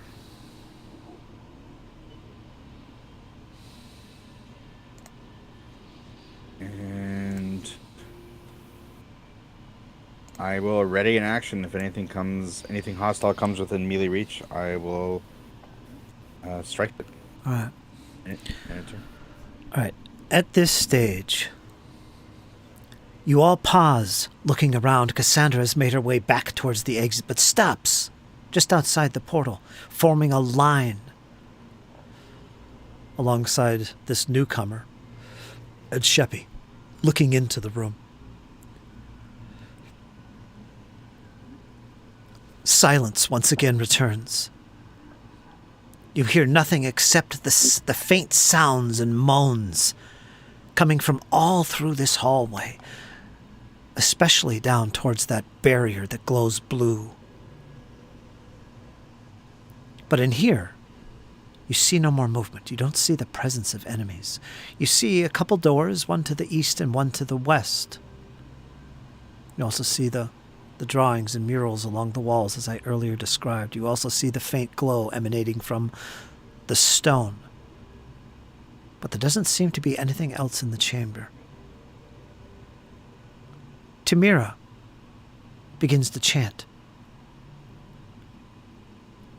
You faintly hear the word of Serenray occasionally across her lips. And other names, almost a litany of names passing. But nothing else. So, as a group, what do you guys do? I'm going to take us out of the encounter. Arthurian will pipe up. Place the objects on the shrine and let's get this over with. That makes sense. Sounds like a plan. Let's get the weapons and stuff and put them on there. Okay, you guys can just make a mental note of the items. Leave them on your sheet for the moment. Okay. But what does this look like, and what are you placing on here?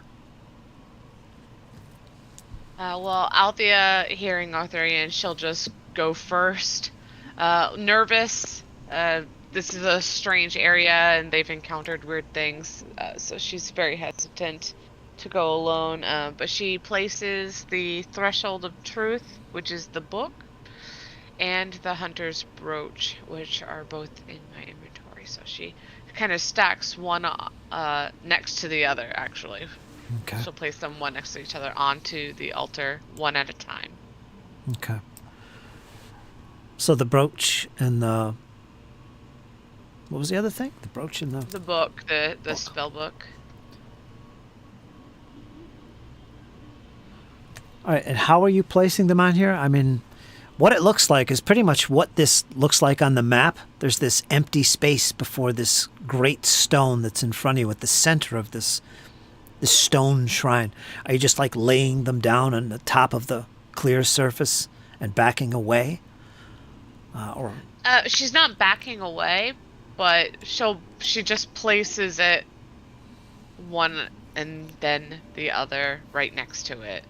Okay. What about... And then once they're on there, she turns around and just kind of like looks like, this is what we're doing. Yes. We're missing a few things. Like, come forth, whoever has the rest of the stuff. Carmen, get up here.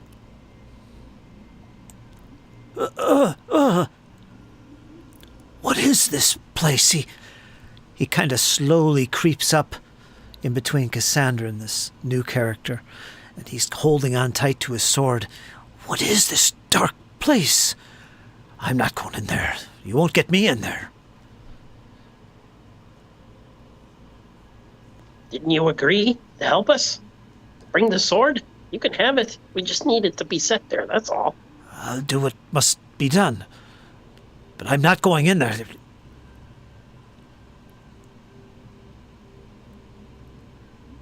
So has he given the sword to somebody? That's what he said. Cassandra. Will sheathe his sword Oh, and move okay. over? Oh no. Arthurian will then sort of nod formally to Cassandra. You're the more ornamental here, he says as he picks up his warhammer. Okay. So Cassandra puts out her hands to take the sword from Carmen. As you reach towards him, he sees you, and he knows what you're after.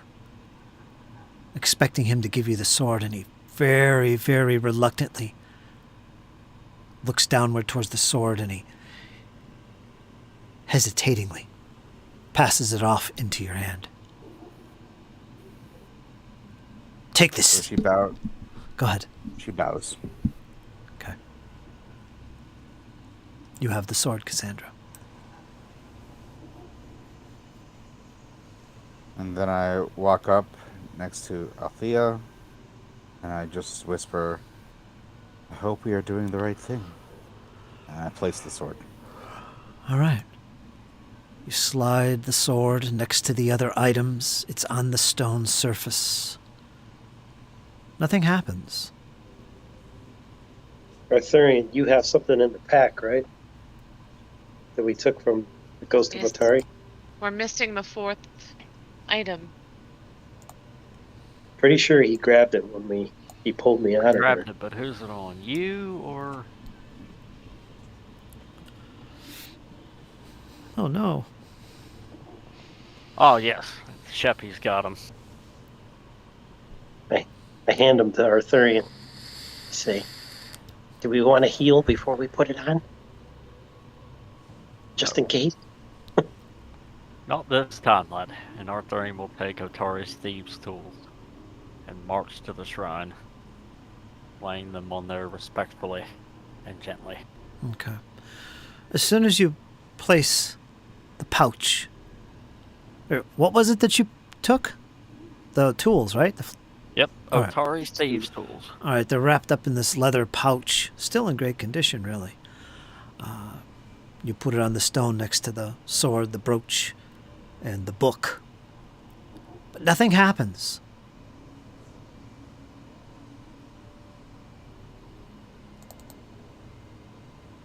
However, 5 seconds go by. Suddenly there is a glow that begins to emanate from each of the items, a white, pure glow. You hear rustling behind you. There you're catching in your eye, you see Tamira. Even the symbol on her breast begins to glow. Althea, as you look down at this shrine, your hand is instinctively wrapped around your holy symbol as well. You feel a vibration coming from it. The stone itself still continues to faintly glow with that light blue as well, but it's quickly overwhelmed as suddenly these items in front of you burst into a almost blinding white light.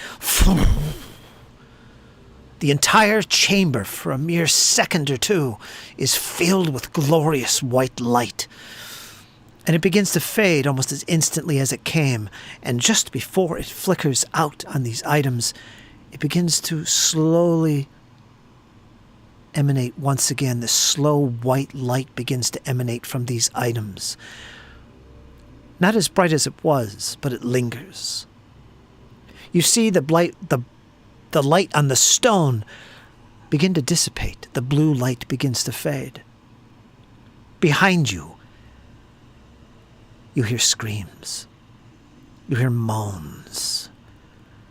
The sound of a dozen or more lost souls begins to echo through the hallways behind you. Turning to look behind you where you see in the distance this blue barrier, it begins to pulse.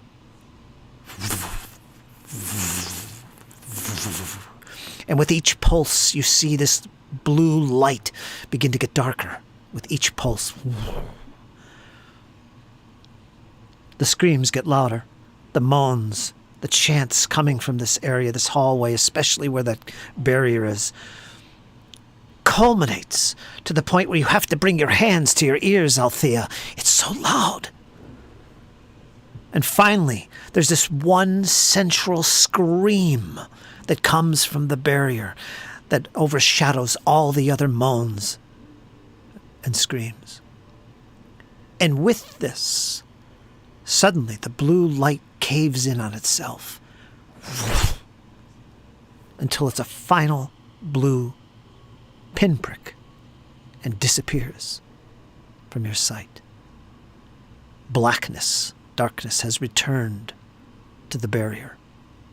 Arthurian, you can see in the distance with your dark vision clearly.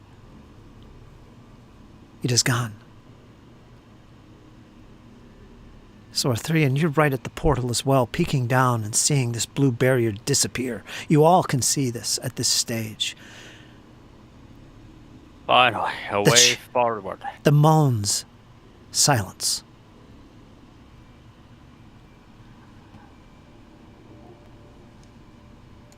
We did it. Finally, we did something right.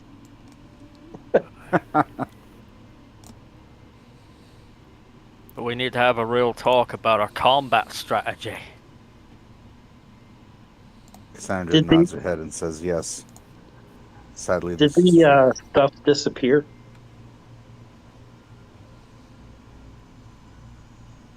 Hey, what's the status of the icons on the tablet above the table? We'll get to that in a second.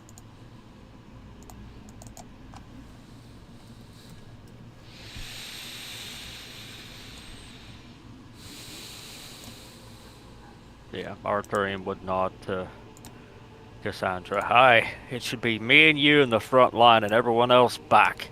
They're not equipped to handle the dangers. You don't have to tell me twice, but I have to make sure that I'm within close reach should anything happen. Aye, but we've lost too many people. We're not some new green whelps with barely even a whisker. We got to think smarter than this. Now, before we go any further,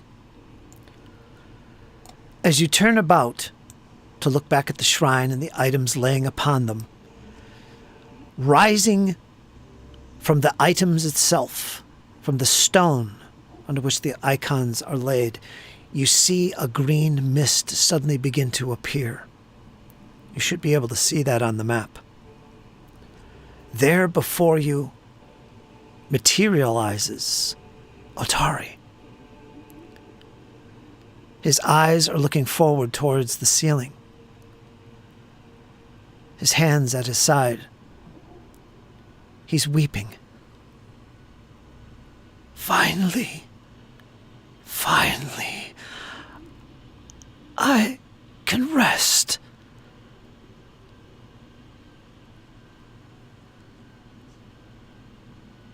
What do you do?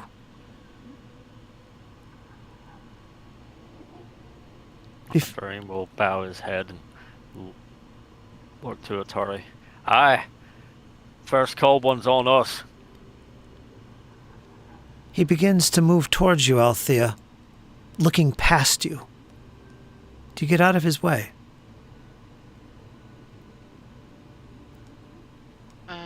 Yeah, if it looks like he's gonna move past me, like she's not going to stand in his way. He does so. He slowly begins to hover over the stone, moving towards the entrance where Sheppy, Carmen, and the newcomer stand. He pays no attention to you. His eyes seem to be looking down this hallway, and he keeps muttering the words, "Finally, finally I can rest." You see Sheppy. It looks as if he has tears in his eyes as he passes you by.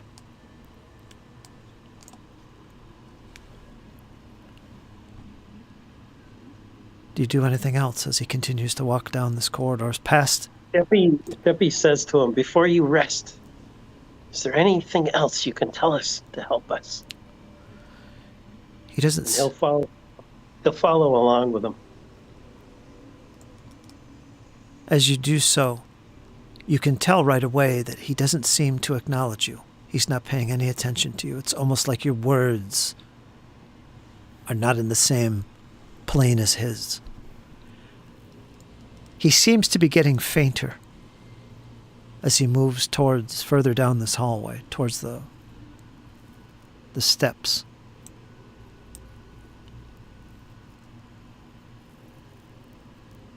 Until finally he begins to fade almost completely. And as he passes down this hallway, right, he gets about halfway down it, right near that door at entrance that led you into this hallway. It's right there that you see the glow, the green glow, just disappear. And he fades from view and out of sight. And as you pause there on the rock pile, Sheppy, you see him disappear. And once again, as you look down with your dark vision towards the direction of what was this glow, it is in fact gone.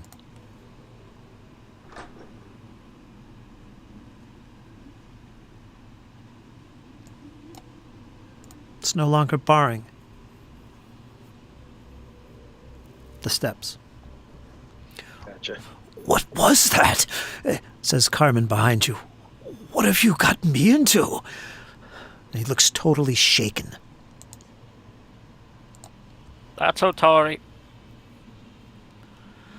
You know, the guy the town's made out. Yeah, Named after.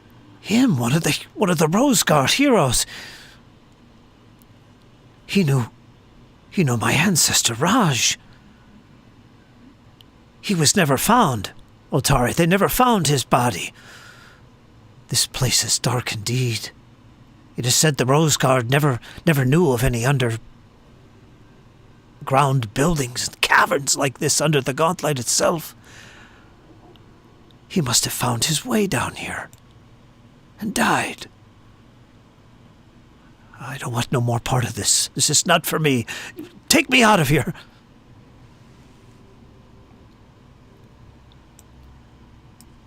Alright, but before we do, we've got to collect a couple of our fallen. I promise to get them home. Shall we be about it, Cassandra? She nods her head sadly. Doesn't get any easier losing folk. If we play with these new strategies of everyone else hanging back and you and me up front, it'd be a little easier on all of us, I figure. And just a little reminder, you do have the frightened condition. Anybody in the chamber that isn't frightened, except Althea, is definitely frightened at this stage. You will all be frightened one, at least. Except for the newcomer, who has not entered the chamber. Sheppy, neither you. Everyone else is frightened right now. So if something happens, you'll have the frightened condition. Okay. And you... I was gonna ask, go ahead, sorry. And no matter what you do, you cannot seem to shake it off.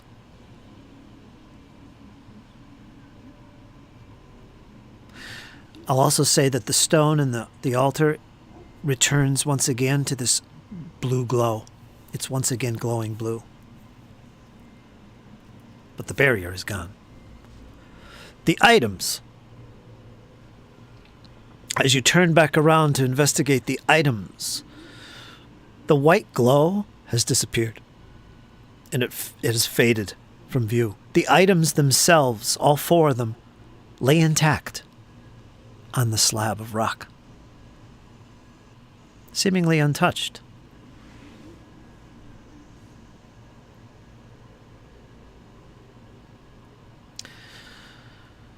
So, I guess your options now are, well, let's collect the items and be on our way, pick up the bodies and get back to Atari. Or would you like to explore the steps a little bit before you go any further? Or would you like to do anything else? There is 2 more doors leading out of this chamber, the east and west. You could also search the room. Maybe there's something you're missing. Hidden compartments, sacks of treasure. Mind you, the Gauntlet, and you all know this, I will remind you, that the Gauntlet has long since been ransacked. Very few people come here to adventure looking for treasure. And you kind of get the gist of that from the month-long adventuring you've had here. You're not finding a lot of coins occasionally, but there isn't much here. Anyway, what would you like to do?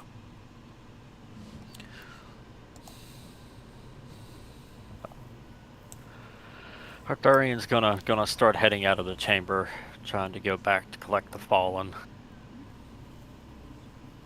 So is it our intention to return to Atari right now? Or do we want to at least listen at those doors? I mean, we could take a quick peek at those doors, see where they're at, see if they lead anywhere. Last time we did that, we found a werewolf. Very true. Cassandra's eyes widen at that and then says, "Perhaps let me tend to our injuries in the meantime." Aye, by all means. And while she's doing that, Arthurian's going to move over to the left door and take a listen. They'll be opening the doors. Oh, it's a misclick. My bad. I know. Quickly shut it. All right, Arthurian, you can make a blind perception roll.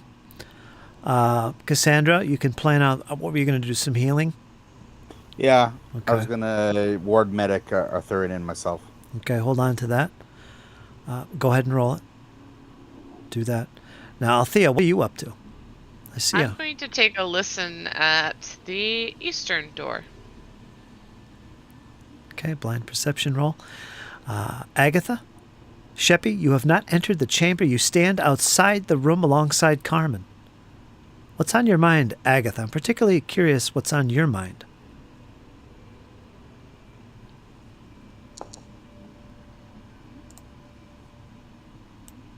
Agatha would have piped up for louding up the group here.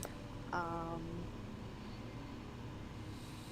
think we might have probably made it slightly harder for us to get near Valcora now after doing that, so I would be best on your guard.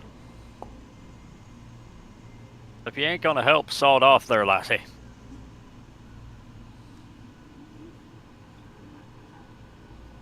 Okay, Cassandra, how did you do there? I did excellently for Arthurian and less so for myself. Okay. Take away the wounded condition for any of that medicine check stuff that's been going on.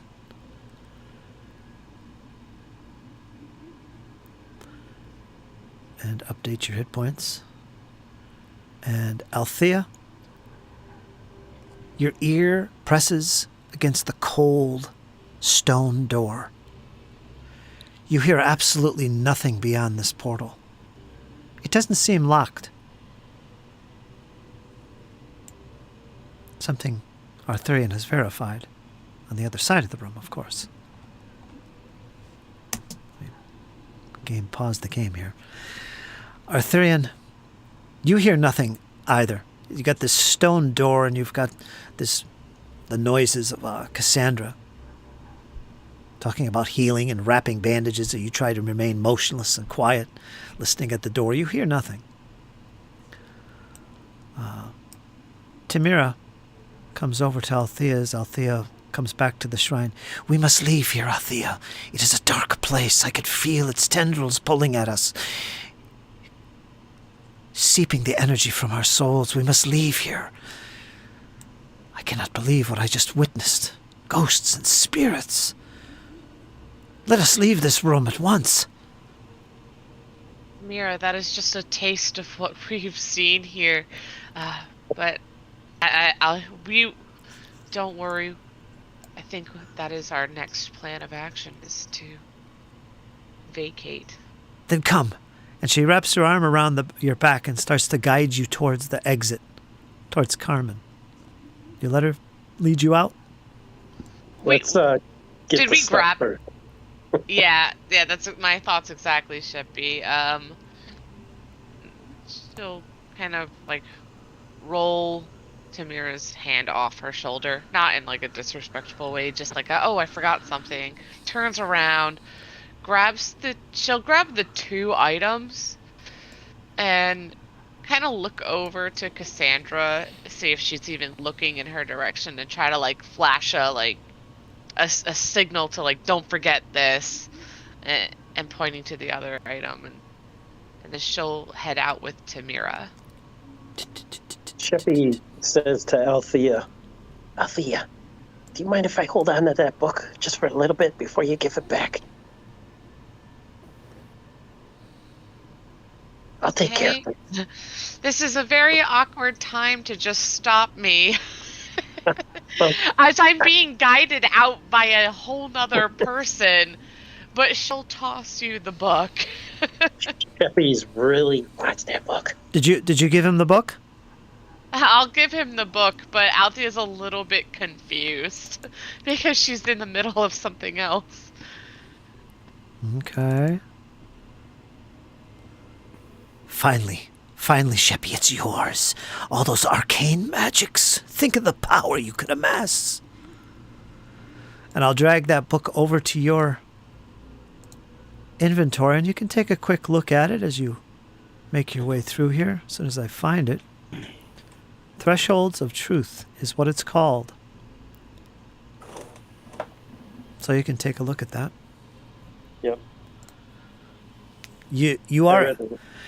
What's cool about you is you are a sorcerer, but you have a feat that allows you to learn arcane spells, just like a wizard learns from a spell book of such spells. You also can do that. Yep. I just haven't found any arcane spells, that's why. Well, this is a very tempting situation for you. However, I'll remind you that Mordeblint expects this book back untouched.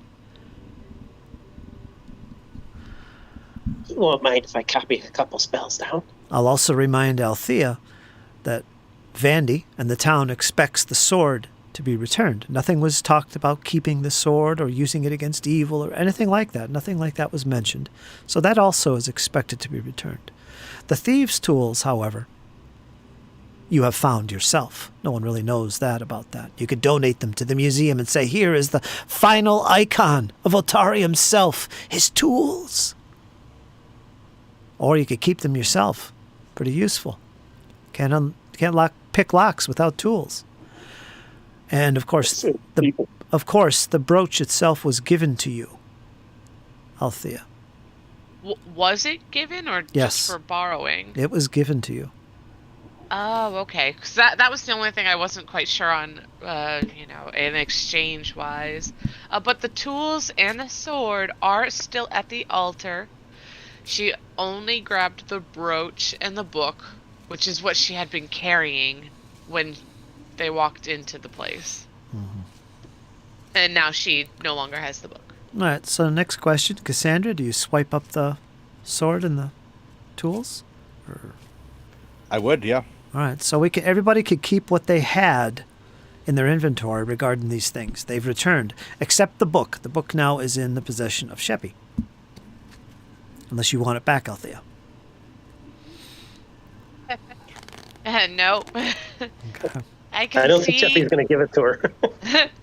I can see you really want to hold on to this. Make sure nothing happens to it. I'm trusting you, Sheppy. And then I'm also going to clip the brooch onto my vestment. Okay. My shirt. Right. Blouse. Yes, my blouse. All right. Everybody gets a hero point. And You can go back to that chamber you were in before, unless you want to do any more exploring. There is the big steps to the south you haven't even looked at once. Some adventurers you are. Would you like to do No that? worries. Would you like to peer down those steps? Or no, we'll save that for later. I'm not getting pulled down there by some tentacled being. Well, like Sheppy said before, last time we did that, there was a werewolf. Yeah. So, Yeah, and Arthurian promised Cassandra that they would get the wounded home. Well, the fallen home, I should say. all right. Before we do that, before we head for that room with the bodies, assuming all goes well, we have one more thing to take care of, and that is Agatha. No introductions were made. You have no idea who this dark cloaked figure is who hides her face. She kind of gets your attention at this point. As you've noticed that, who is this? Oh, that's right. And you get a little bit cautious as you start to acknowledge her. And as they look upon you, Agatha, what do they see? Describe yourself and how you react. As the group would get closer to her to get a good look at what her facial features are and everything, they would notice that her hair has certain dreadlocks, kind of in a symbolic way. She would have markings around her eyes, very, very pale skin.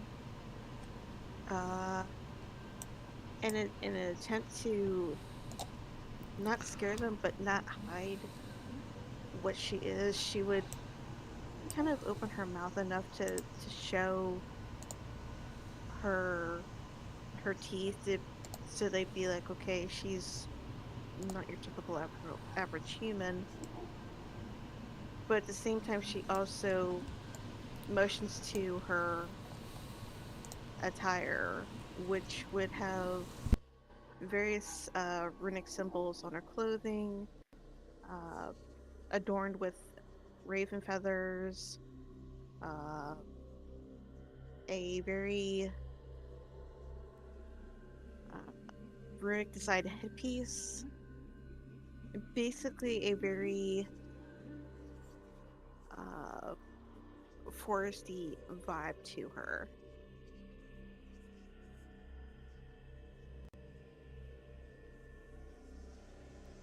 What's your business here, lassie? Arthurian replied, warhammer in hand. Agatha's hands would immediately come up towards Arthurian, seeing the weapon in his hand, her hands up in a surrender mode, and be like, I have been trying to get a hold of the companions. My role in this so far is unknown, as I'm trying to help you guys in this, hopefully, ability to where we can stop whatever is unfurling. Arthurian will sort of step closer to her in a very sort of menacing way. Well, you found the companions, lassie.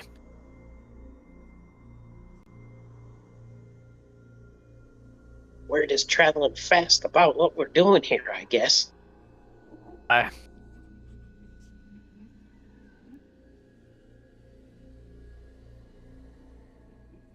I'll give you this one warning, lassie. Look around ye. Every person here is like my family. You do something to get them hurt or killed, they'll never find you again. This tomb will be yours. Outside of that, welcome aboard. I'm Arthurian.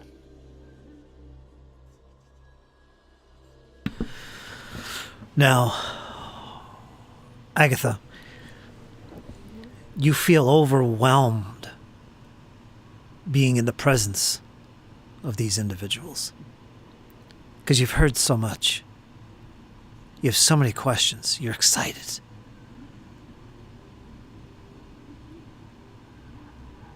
You're excited as having been able to demonstrate your own powers in their presence, revealing your magical abilities. You're surrounded by them as they all look at you. They're not so threatening at the moment. They look more curious than anything. You see the stern dwarf who seems to be talking to you the most. You can't help but be in awe. These are the companions. You have so many questions. And you're not sure how to reply. You feel like you're in the presence of greatness at this stage. But you manage to regain your composure, and at the words of Arthurian saying, "You're welcome to join us, but be mindful," you feel even more excited, like you're one of them now. Maybe this is really happening. So much to learn about Belcora, the mysteries of this place. And at that moment, you stop and you start to look around to the left and the right. Do you have dark vision? I believe I do. Let me double check.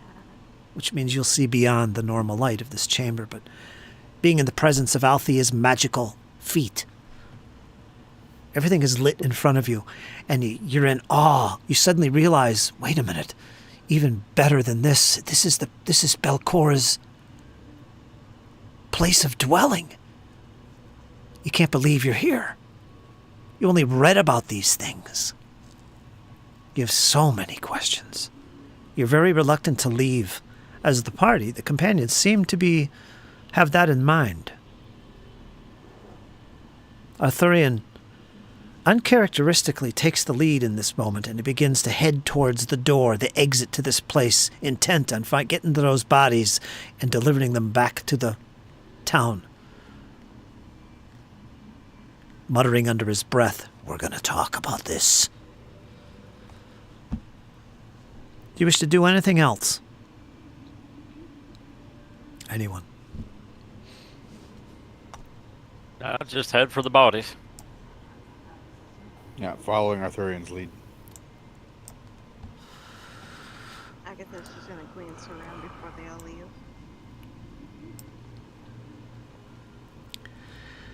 And you'd be the last one to leave. And just as they begin to move and you begin to turn away from it and follow after them, you feel a rustle on your shoulder, and they're creeping up. There is this small arachnid-like creature. Does this arachnid have a name?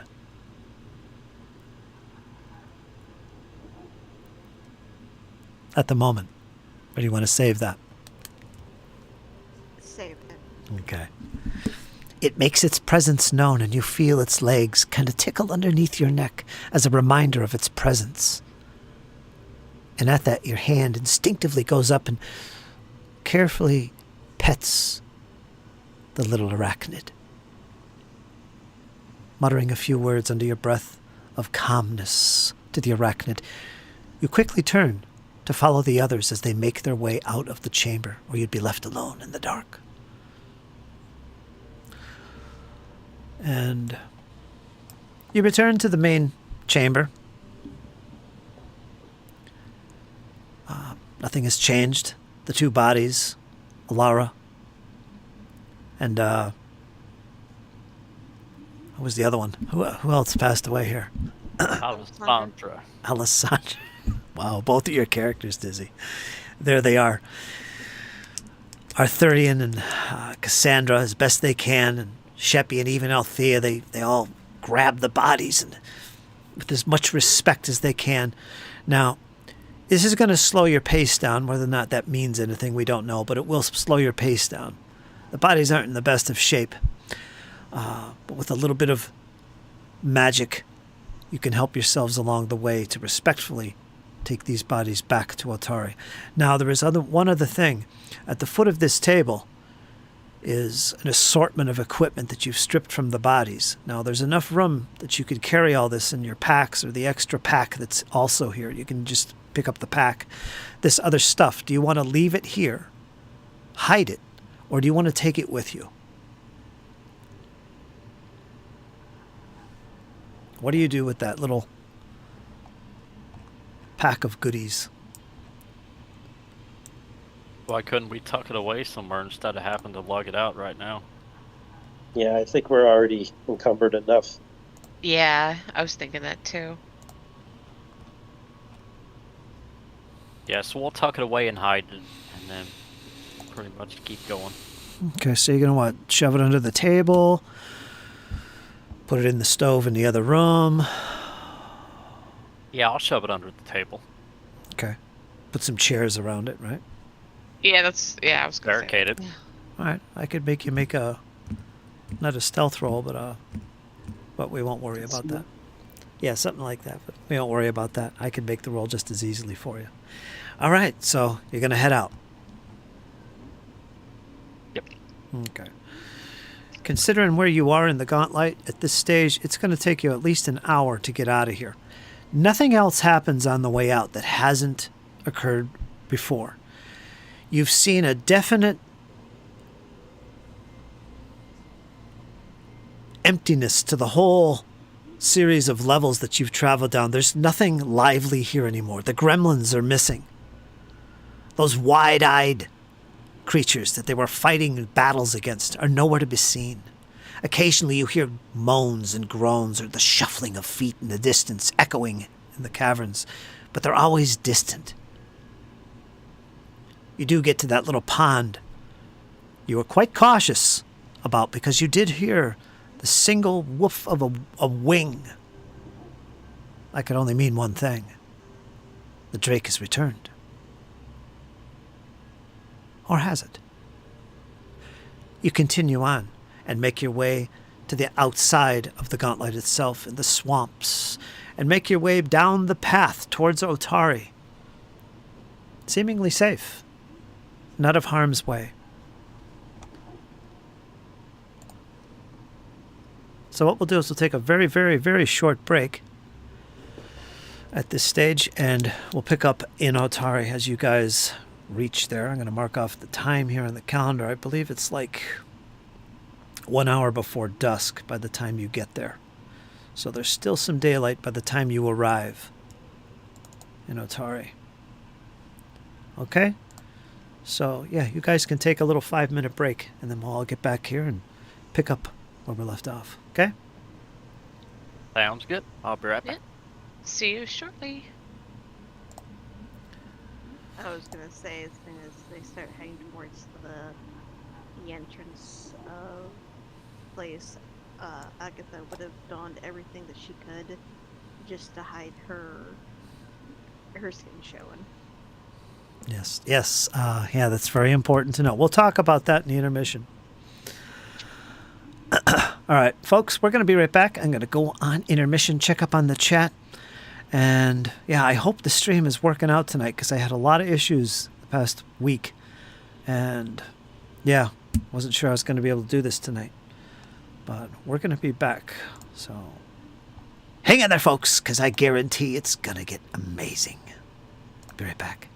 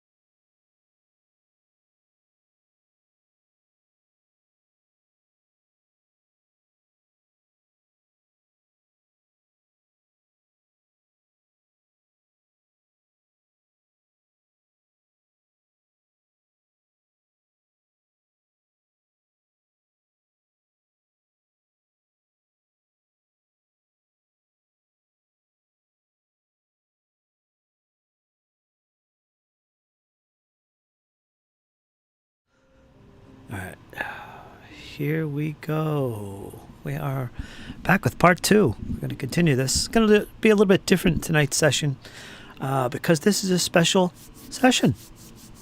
Everybody gained a level. Level 5. Took a year to get there. Almost. But yeah, now everybody's level 5. So we're going to be doing that intermittently as we do some other things in town. Take care of this new character that has joined the group. What's that all about? And also the bodies that have been brought back. What happens to them? And some other things to take care of, such as Carmen, who seems to be reluctantly following along, as well as the icon items, especially the sword in the book. What's going to happen there? Going to give him back? Going to keep him? Going to make a deal?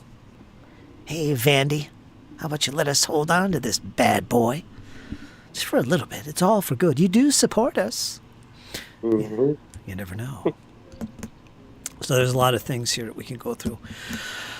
But yeah, one of those things is going to be leveling up. And 5th level, as I mentioned, is a big deal in Pathfinder 2. That's a pretty important level. It's a marking of a tier, you could say. Players are entering a new region. They're going to get ability boosts. Get them every 5 levels. That's where your ability scores can go up. Each boost is a +2, unless you're already at 18, in which case it's only a +1. But this is how you get some updates to your ability boosts, or to your abilities. Keep in mind, when you guys apply that, you can never put it in the same statistic more than once per instance that you receive them. So you can't put 2 in strength and 2 in dex. They all have to be different abilities. So those 4 boosts have to go in 4 different abilities. I think it's all pretty much automated for you, so it's not going to be a big deal. You just go down on your character sheet, page 1, to the very bottom, click Edit, and you'll see where it says Class, you'll see 4 boosts, and you'll be able to click on buttons for whichever ones you want. And boom, there you go. There's that. Some of you get new level 3 spells. That's a first. We got some level 3 spells finally entering our campaign. Others are going to have skill increases. That's where you take an untrained skill and make it trained, or a trained skill and make it expert. You cannot be a master or legendary at this stage. You have to be at least 7th level to be a master in any skill. And level, what was it, 15, 16, 17 to become legendary? So those are off limits. There are exceptions, especially with the fighter class, who actually gets a feature called Weapon Proficiency Mastery or something, turning a single weapon group, a group of weapons that he can be master in. He could actually have master skill in that group of weapons. Swords is a group. Hammers is a group. He'd pick one to be a master in. Has to be simple or martial weapons, though, which all fighters are expert in at level 1. So, yeah, that's the next level up. So he'd actually be a master in something before reaching 7th level. But only in that case. It's a feature of the fighter class. And some of you might get a class feat choice as well. And, yeah, we're going to take care of all that in the background while we're doing some role play and other things in town. So while I'm role-playing here with Arthurian and Sheppy, you guys can be working on your characters, okay? So we're going to handle it that way. And, oh. Huh? What was that? I don't see mine on there. What don't you see? I'm going to be heading out, guys. I'll be back on. All right, Jesse. Be waiting for All you. right, see you guys. Drive safe. Well, we won't see him again. It still shows level 4 on my side. He's going to go straight to Elden Ring. All right, let me get over there. First of all, let me bring your token onto the map here, Agatha.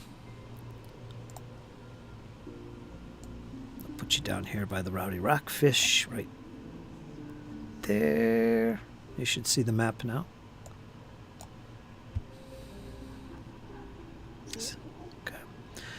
See, I got everybody else on here.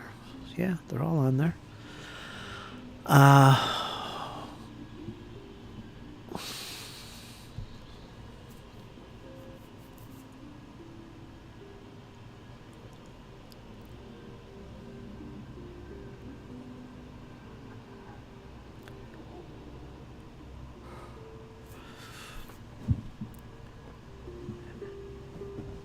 Takes about an hour to finally get out of the gauntlet and make your way back down to Atari.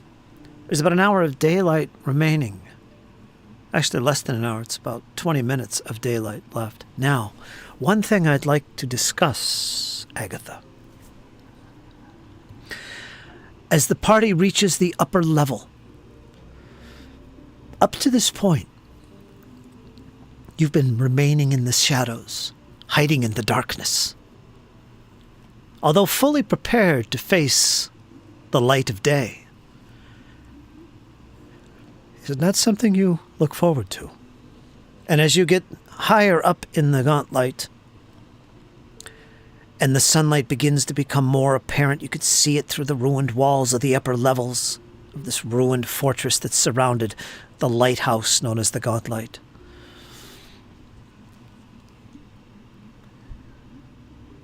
You begin to think, what do I do now? What's on your mind at this stage? The party is heading back to Otari. They're carrying bodies. They're kind of preoccupied, not focused on you. You're helping where you can, but you better stop for a moment and think. Am I going to go back to Otari? Am I going to remain behind where I was before? I'm assuming you remember where you originally were located in the Gauntlet the night before, correct? In the dark. What's on your mind, Althea, as you get closer to facing the dreaded sun?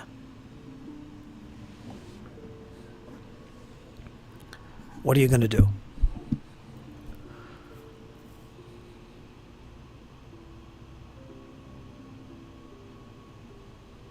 If you want to ask me a question about anything, do so.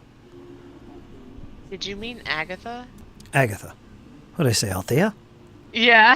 Wow. Oh, the dreaded sun. Well, I know I'm more of a night person because of Desna. Oopsie. But to go is so far to say. That's a new character for you. I gotta memorize a new name. I was trying to figure it. Did I throw you off, Dizzy? Yeah, I was like, wait a second, who's talking about? No, they're all vampires. What a twist. Yeah. What do you do, Agatha? I just basically want to know if you're going back to Otari or you're going to stay here in the Gauntlet. Or if you want to go back to Gauntlet, you're totally prepared to do that. We discussed this before, but it's going to be quite noticeable what you do.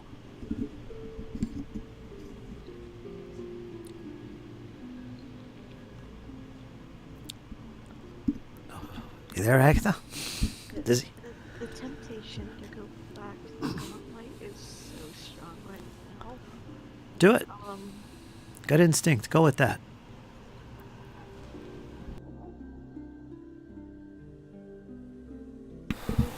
Probably stay behind in the Gauntlet. All right.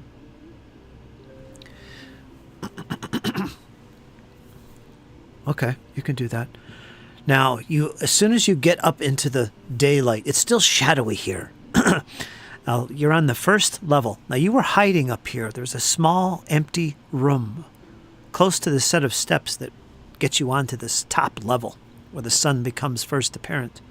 There is a small chamber in here with a door that you've managed to hide. It's the very chamber, Althea, that you first met Ronaldo, hiding behind some rubble. It's that chamber. But anyway, you're in this chamber now, Agatha. What do you say as the party begins to head out the door? The door opens. You can see the sunlight in the distance.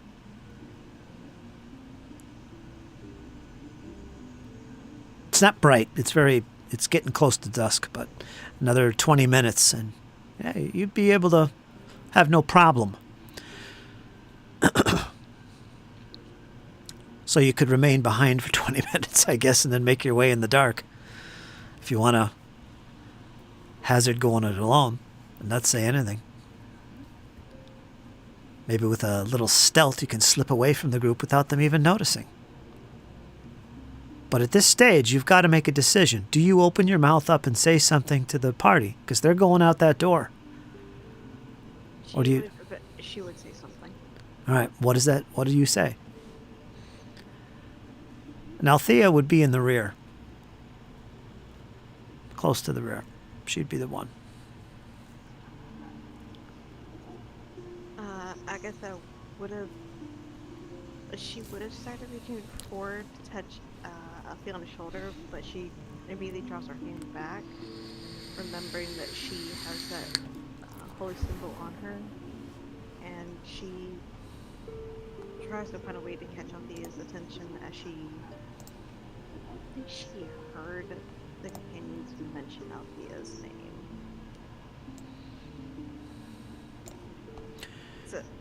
So she's just like going,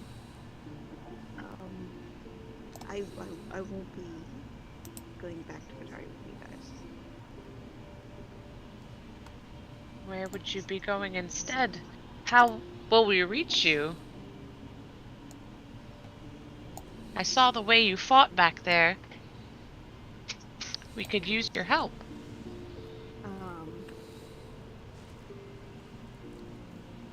Agatha would reach back and move some of her hair back to let her Spidey companion come out onto her right shoulder, so Althea would see this little white spider be sitting on her shoulder for a moment.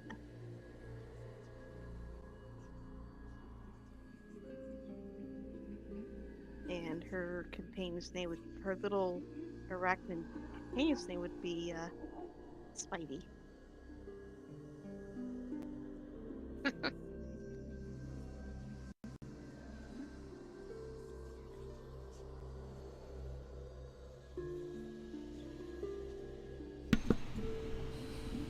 Hello.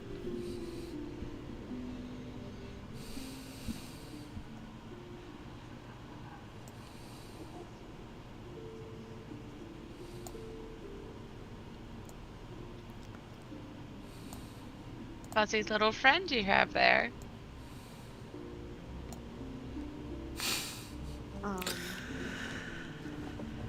And you see creep out of her cloak and crawl up onto her shoulders this really tiny spider. Maybe an inch. Maybe 2 inches with the legs. But it's really small. And it's white. And it's furry.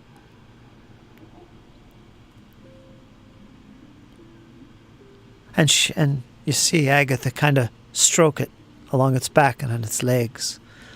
You recognize this. You recognize the connection. And your hand goes to your pocket, where there you look down and you see Binley. Makes you wonder. Althea.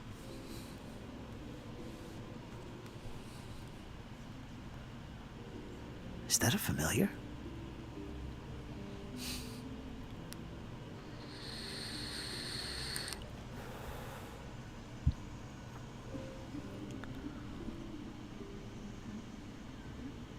But anyway, Agatha, are you going to... At this point, the party's out the door except Althea, so... You're going to remain behind? Agatha is going to remain behind. She's going to reach up and motion for her spider companion to step onto the top of her hand. And then she's going to talk to Althea saying, if you need me, just let my companion here know, and he'll, well, I really can't say he because they really don't bring up that kind of thing. So, but if you need me for anything, just let my companion know, and they'll come and get me. Will do.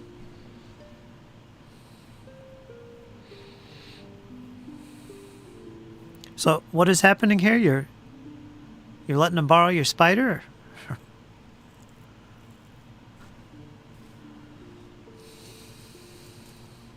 Sorry, Dizzy, I was a little distracted there for a Sounds moment. like No, you're good. Say that again. Are you letting them borrow your spider? Yeah, Agatha's gonna let them borrow her spider companion as a messenger in case they need her. Okay, that's kind of risky business. It's good for a mile. You could sense it for up to a mile. Emotions only. There's no communication. This goes for Binley as well. And let me think, how far away are you? I don't think it's a mile. Yeah, I could let you go in there. But if you suddenly feel a brief loss of connection with your familiar, you would know it. And you probably know why. He's either been stepped on or he's out of that mile distance. Okay? So if that is a risk you want to take, you can do that. She'd look at Althea and be like, do you have a problem with my companion, or do you wish to just send another way in case you need me? There's plenty of ways to get a hold of somebody around here, but I don't mind. And Althea holds out her hand kind of towards the spider He crawls up. as if, come. Yep, he crawls up onto your hand. Tick, tick, tick, tick, tick, tick. And he's a friendly little guy. He doesn't look threatening at all. But if it is indeed a familiar, you would feel the connection. All Agatha's gonna say is also make sure you feed the little one. It can get a little hungry from time to time. Okay. I'll just. Mi casa es su casa. I'm sure he'll be able to find something to eat in my home. It's. I've hardly lived in it, slash hardly cleaned it. I'm sure there are unwelcome residents in there at the moment that he can have his way with. One thing Agatha is gonna say to Althea before the group moves on. She's gonna say, if you have any questions about me, and if you honestly believe that I might be a possible danger to the group, go to Agatha looks onto the ground and she goes, what is that person's name? She's the tiefling. And Althea perks up. The tiefling, I only know of one. That's Rin Savixi. Is that the name? Agatha looks back up at Althea and nods with a smile. She goes, if you have any questions about me, she's always available if you want to get any kind of information about me. Well, surely if I had questions, I'd ask you, and not her. Agatha starts to turn and goes back down towards where they came from, and then she nonchalantly points towards Arthur and she goes, not everybody is trustworthy, something they don't know or understand.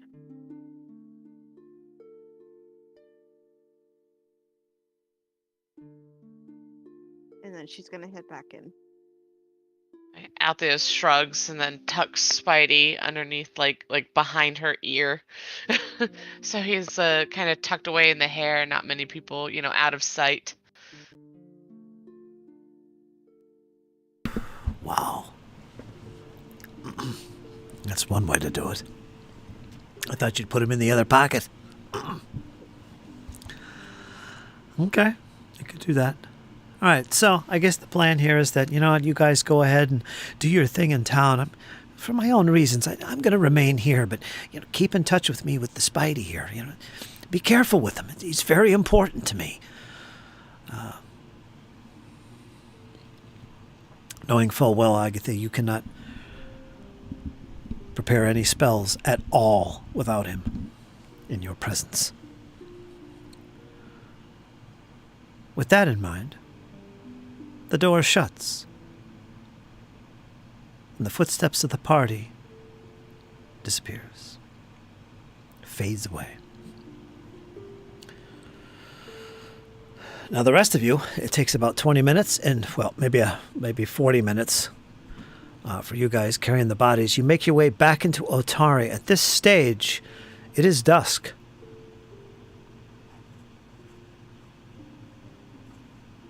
And you see the lights of Otari. The half-day bell goes off from the town center. Dum. You can hear it. And you go to the right places, and with sadness in your heart, you bring the bodies to the dawn flower. They are laid in preparation for funeral, attended to by the priestesses of the dawn flower.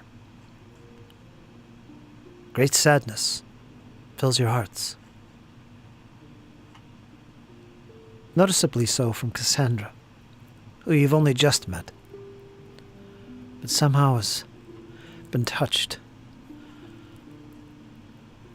by this loss. It's early evening, and you've gathered yourselves around wherever you want to gather around, I assume the Rowdy Rockfish, to kind of recuperate and gather your senses. There's quite an active crowd tonight. There's well over a dozen, probably about 15 or 16 people in here, not including yourselves, at the Rowdy Rockfish. You've gathered yourselves near the front window at your favorite table. The lot of you, 4 of you. Arthurian hasn't said a word since you left Otari. A few mutterings here and there, especially at the Dawnflower, as the bodies were handed over. He sternly sits at the table's head, with not one, but 2 large mugs of ale. The finest in the Rowdy Rockfish, dwarven brew, in fact. Not very commonly had here, but when it comes in, it's a good time. Althea, Sheppy, Cassandra, still getting used to this whole vibe put out by the companions. You sit there muttering to yourselves as well, caring for your wounds, and thinking about all the events that have passed so far and what lies ahead. Suddenly there is a silence among you, and your eyes all turn to look at Arthurian, and you notice that he is staring at each and every one of you. His eyes squinted, his face grimaced, his knuckles turning white as he clasps this one mug. Arthurian, what's on your mind this early evening? Arthurian will as looking from companion to companion with his mug in his hand. I stand by what I said in the gauntlet. We ain't wee whelps here. We have to be smarter and better than this. Sheppy, you yourself were placed unnecessarily in danger moving up to the front. Same with you, Althea. Cassandra seems to be able to handle herself in the front line. She's welcome up there with me any time.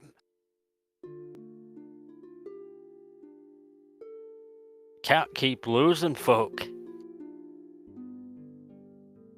to carelessness or someone getting bold.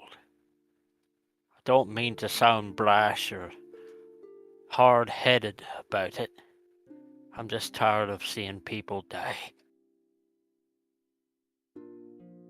We need to have a clear, sound strategy about how we approach the situations. I'm on the front line as I always have been all my life.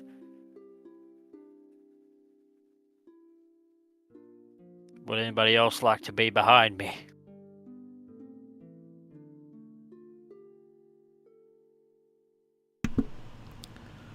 Sheppy chimes in and slowly raises his little hand.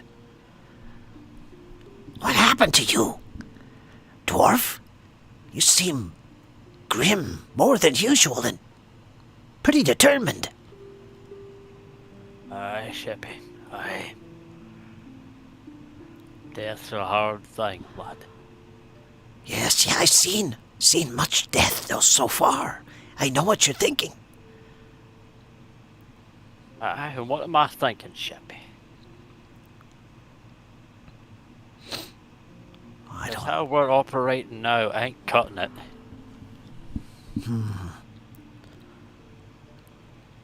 What do you think, Althea? Well, I don't disagree with Arthurian. But how would he know where I am when his head is face forward, running into the fight? Maybe you should listen to your own words. As I long don't as mean I'm to be running- so negative about it, but I do think we need to be wiser about how we go into fights. But sometimes fights and the battle is brought to us.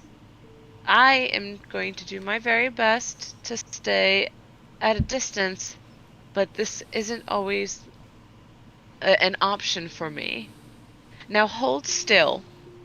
And at this time, Althea dislodges or unclips the hunter's brooch from her blouse and clips it to the softest piece of leather that she can pierce through and puts it on Arthurian.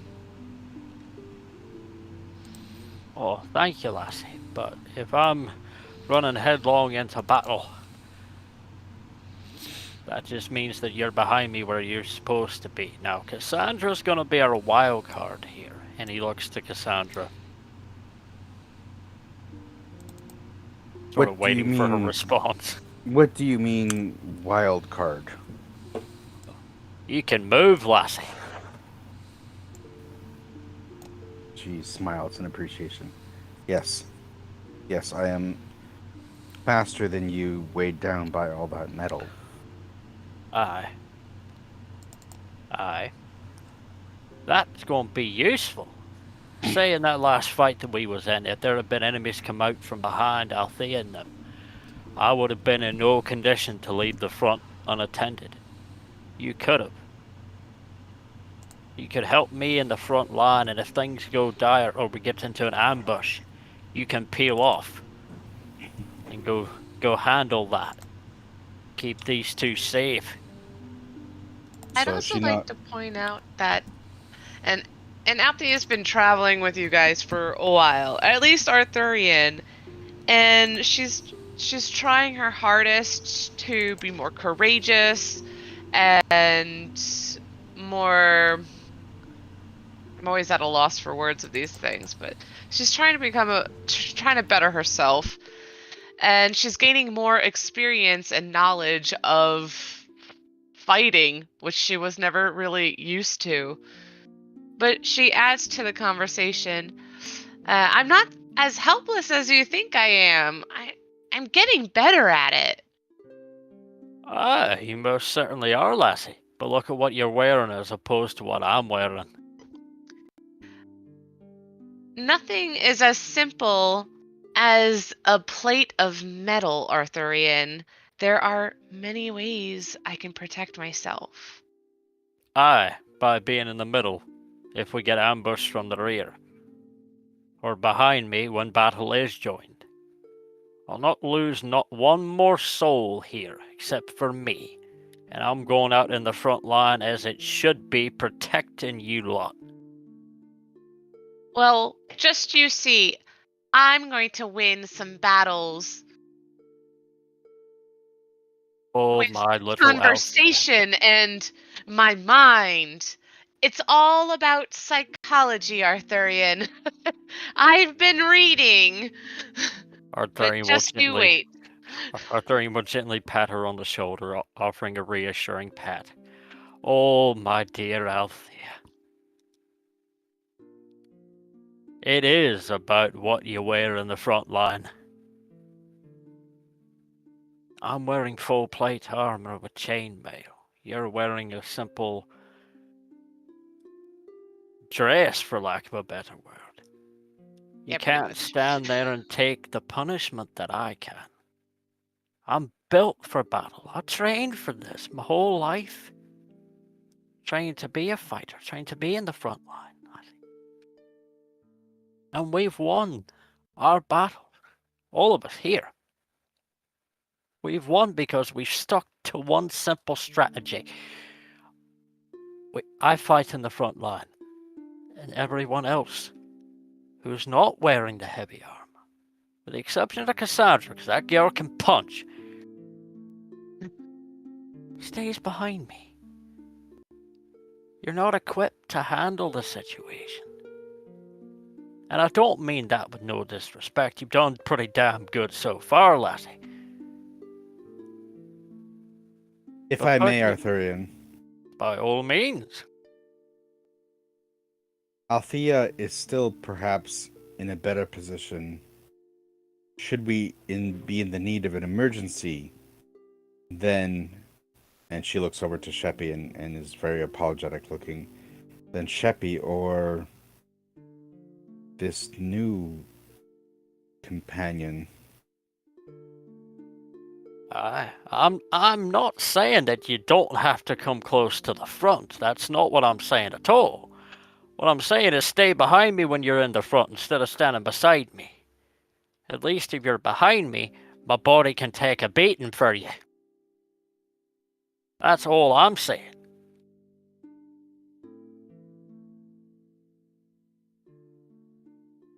And we need a safe wear for a fight that's going sideways.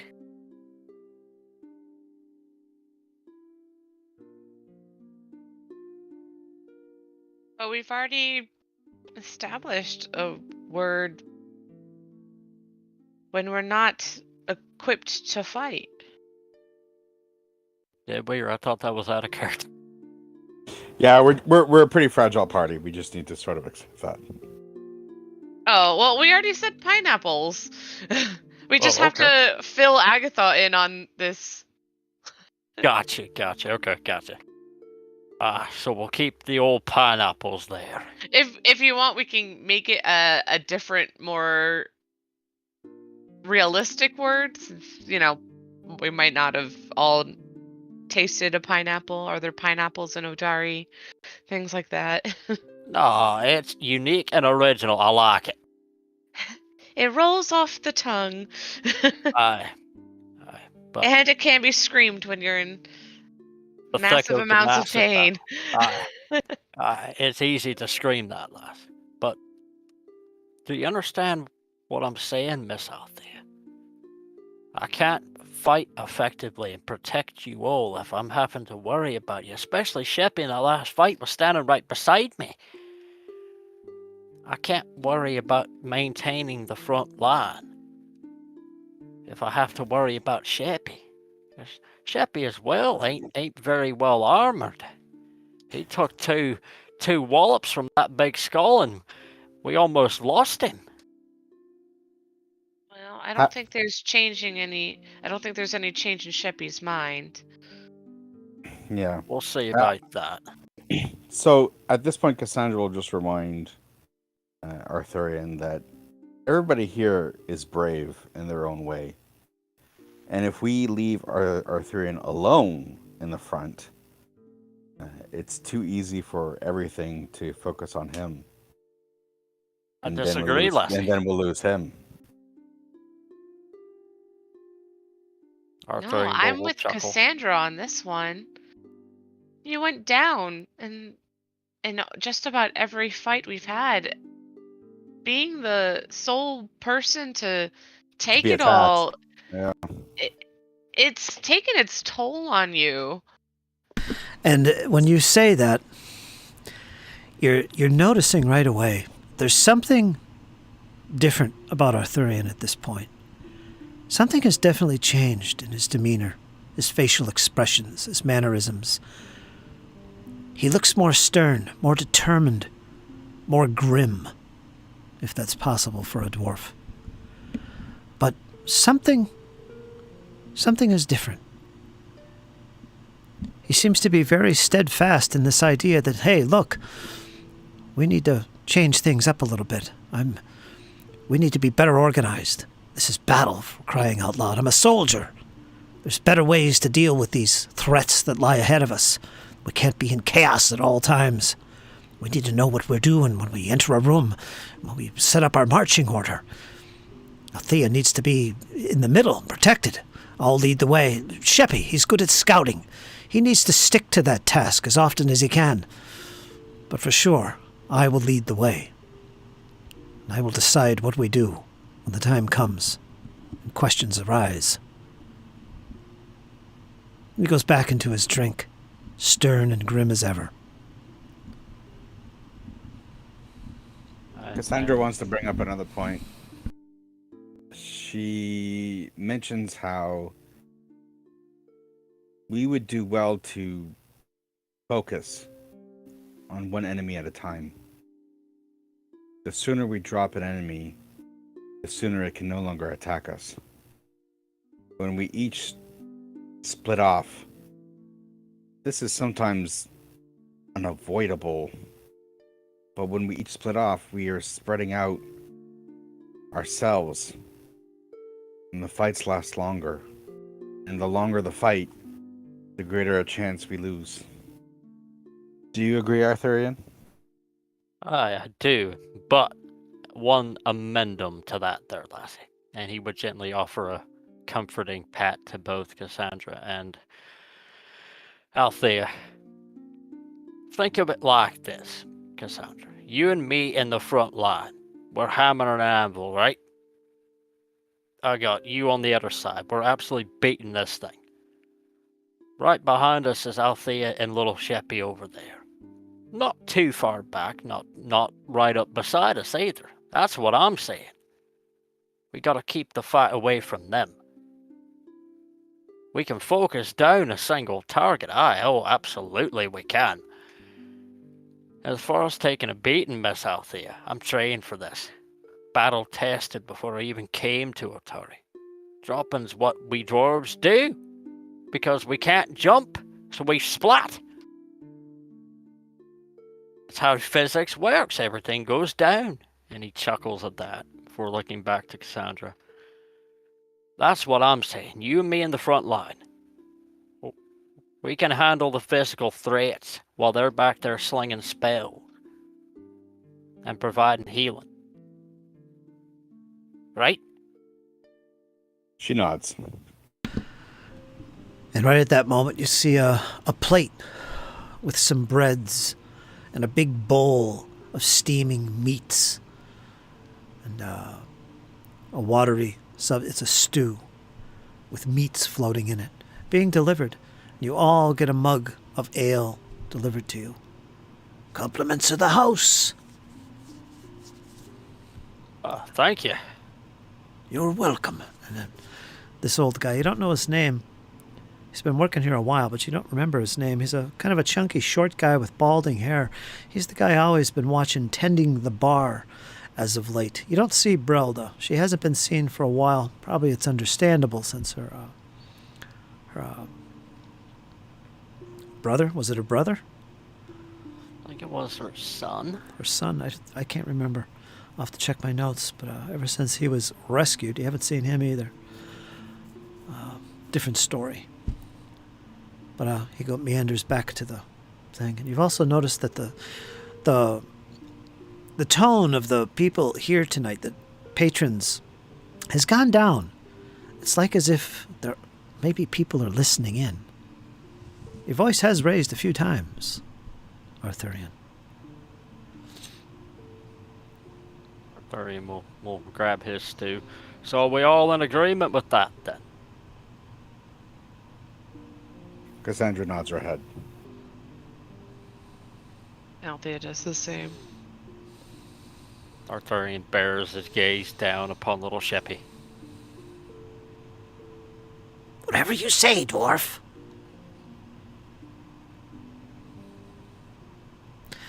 But the point of this is that Althea, Sheppy, Cassandra, not so much Cassandra, but you definitely notice something different about Arthurian.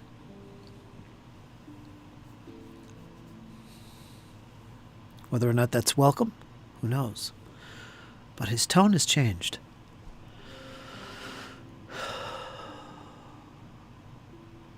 And with that, let's think, okay, now you've done this, delivered the bodies. Was there other things to keep track of here?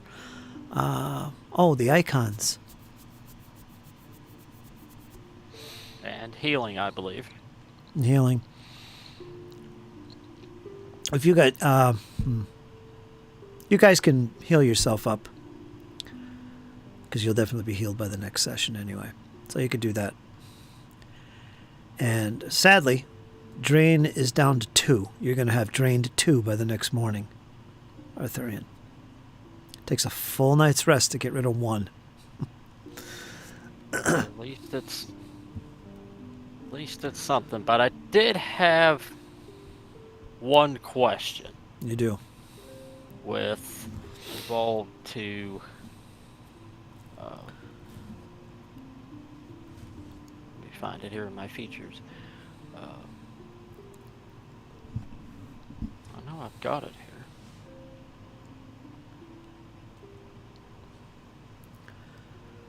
here. I have fast recovery. Would that help this in any way? I was back from afflictions. Well, this is the drain. It's not an affliction. Got this from an attack. You regain twice, wasn't an affliction. Twice as many hit points from resting. Each time you succeed 42 tests against disease or poison, you reduce the stage 2 to 1. Virulent diseases. Oh, yeah. In addition, you reduce the severity of your drained condition by 2 when you rest for a night instead of just 1. All right, so you're drained 1 by morning.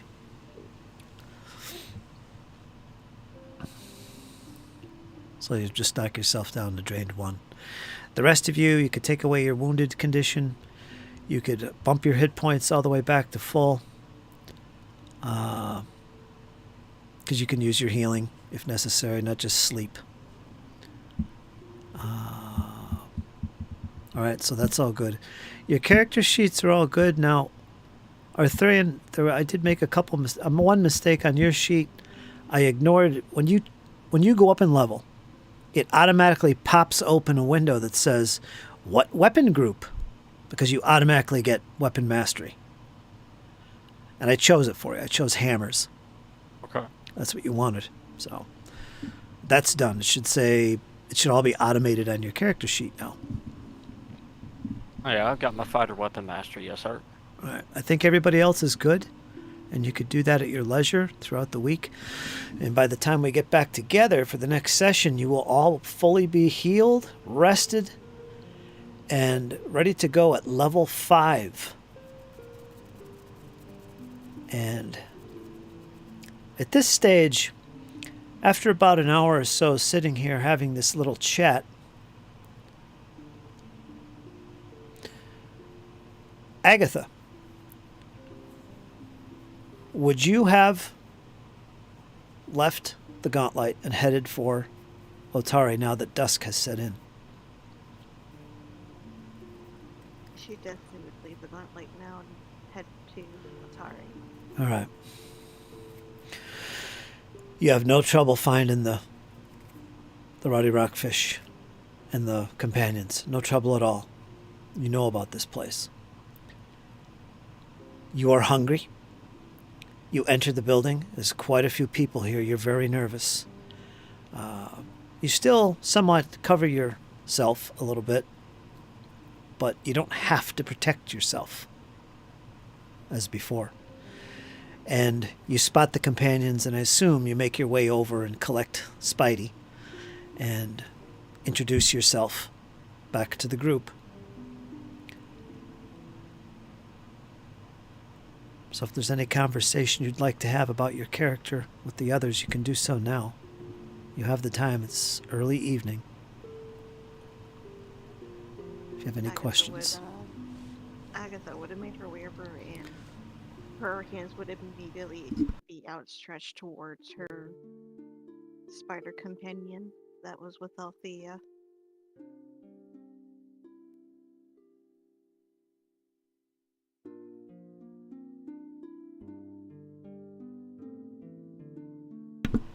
You there, Althea? Yeah, Okay. she'll gladly return it. The spider sneaks up your arm. Safe and sound once again. Agatha would have reached up, pulling her hair back just enough to let the little spider skitter in and just burrow itself into her hair before she lets her hair grow back down to her shoulders. And she'd look around the table and be, so, did I miss anything important? An Arthurian would probably fill you in on this. Maybe. I don't know, since you're new to the group. Arthurian would sort of fill her in based on the conversation that we just had, and sort of give her brief tidbits about the information about the Godlight. Okay. How much information are you willing to reveal to the characters, Agatha, about yourself? Well, let me do it this way. It would kind of have to depend on the questions they pose towards her. Yeah, so I'll just fill in for you. Althea, there's something familiar about Agatha that you're just now in the light starting to notice. And the name Agatha, as she reveals to you, does sound familiar.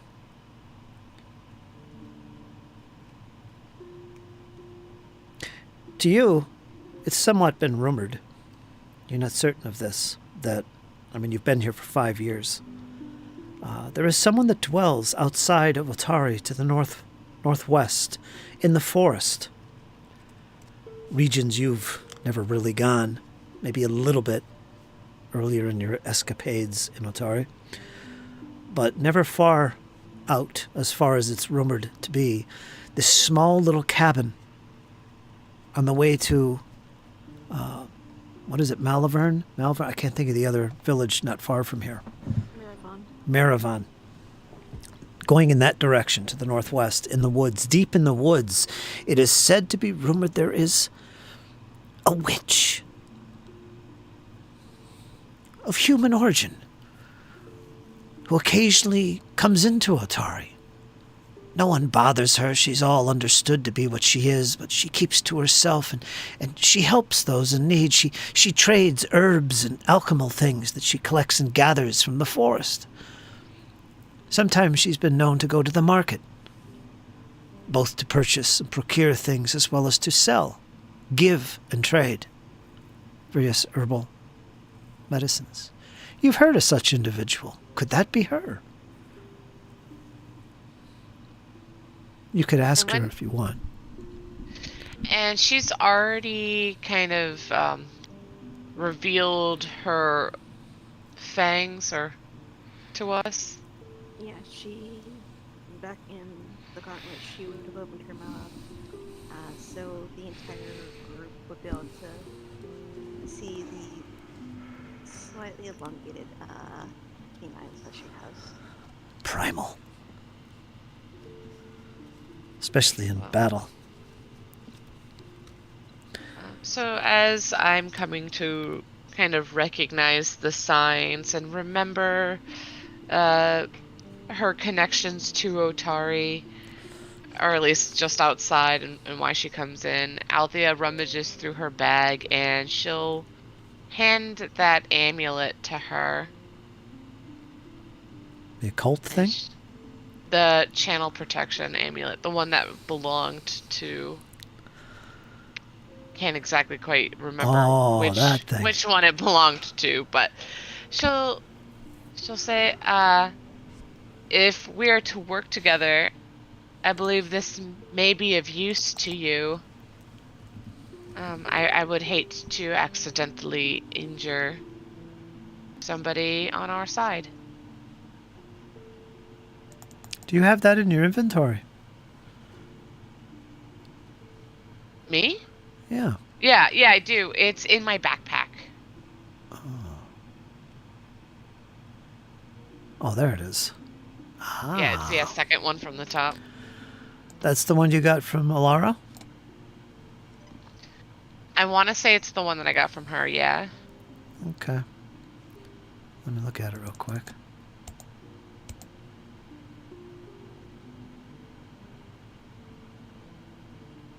Hey guys, I'm sorry, but I'm gonna have to go. All right, Eric. Yeah, me too.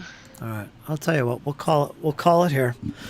You guys can do your outros before you leave. We'll call it here, and the rest of us will wait for Jesse, see if he arrives. I doubt it. But anyway, we're going to call the session here, and we'll pick up where we left off next time. We still got a few things to take care of before you contemplate going back into the gauntlet. There's a few little things to tie up. We'll do that next time. In the meantime, work on your characters. Level 5, get them finished and ready to go so that we're all set for the next stage of this story. Okay, so Rachel, go ahead and do your outro. Good night, everybody. It's been good playing with you guys. I'm excited to be level 5. A lot of things in store. I don't know how Althea feels about always being talked down to, and we have to protect you. In the beginning, she was like, "This is all new to me." Sure, but now she's getting the hang of it, and she's kind of like, I wish everyone would stop treating me like a kid. I'm a full-grown adult. I'm probably older than you are, to some of the humans. She appreciates Cassandra backing her up. But yeah, we'll see what next week has in store for us, and if we're gonna even be heading back to the gauntlet. Whatever we plan to do, it sounds like fun. All right, Rachel, thanks. I appreciate it. And Eric, go ahead and do your outro. So, this has been fun. Definitely glad we finally got the barrier down in the gauntlet. That was a tremendous battle to get that done. Yeah. Looking forward to interacting with our new companion, and very glad to see that we've got a good stable group, it seems now, and working on doing our best to bring out the best in each other. I agree. All right, Eric, thanks. Eric and Rachel, I'll talk to you guys soon. So, Y'all have a good night. It was good playing with you. talk to you soon. Good night, everybody. Have a great week. Take care. Good night. See you, Rachel. And oh shoot, I was gonna describe some more about your character to Althea, but she's out of the question now. So yeah, the vibe from Arthurian has changed a little bit. He seems very determined and putting on his soldier face, as it were.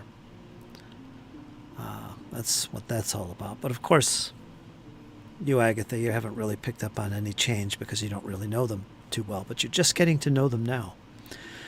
And feel free to ask any questions, Arthurian or Agatha, while you're here about your characters.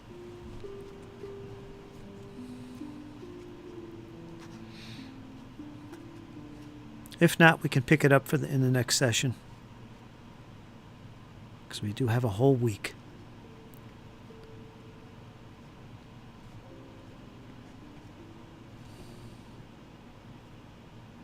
Mm.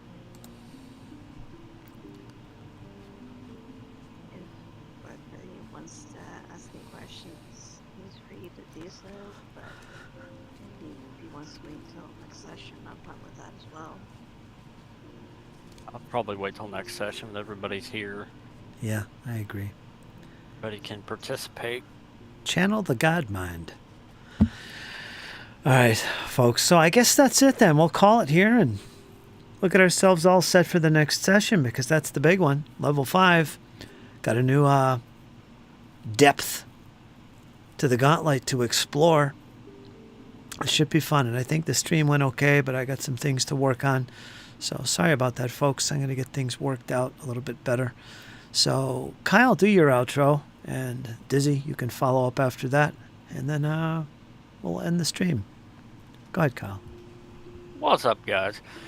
A lot of really good fun stuff there. I hit 2 crits back to back. Yeah, you 3 did. crits back to back to back. It never happens. Crazy. I never have that kind of luck. It was awesome. It was glorious. Warhammer be swinging now, ladies and gents. The Warhammer be swinging now. A lot of good fun, as always. Huge shout out to Fritz for running this for us. I try. Thank you. Okay, We Dizzy. shall see what happens on the next one. Yeah, we will. Go ahead, Dizzy. Do your outro.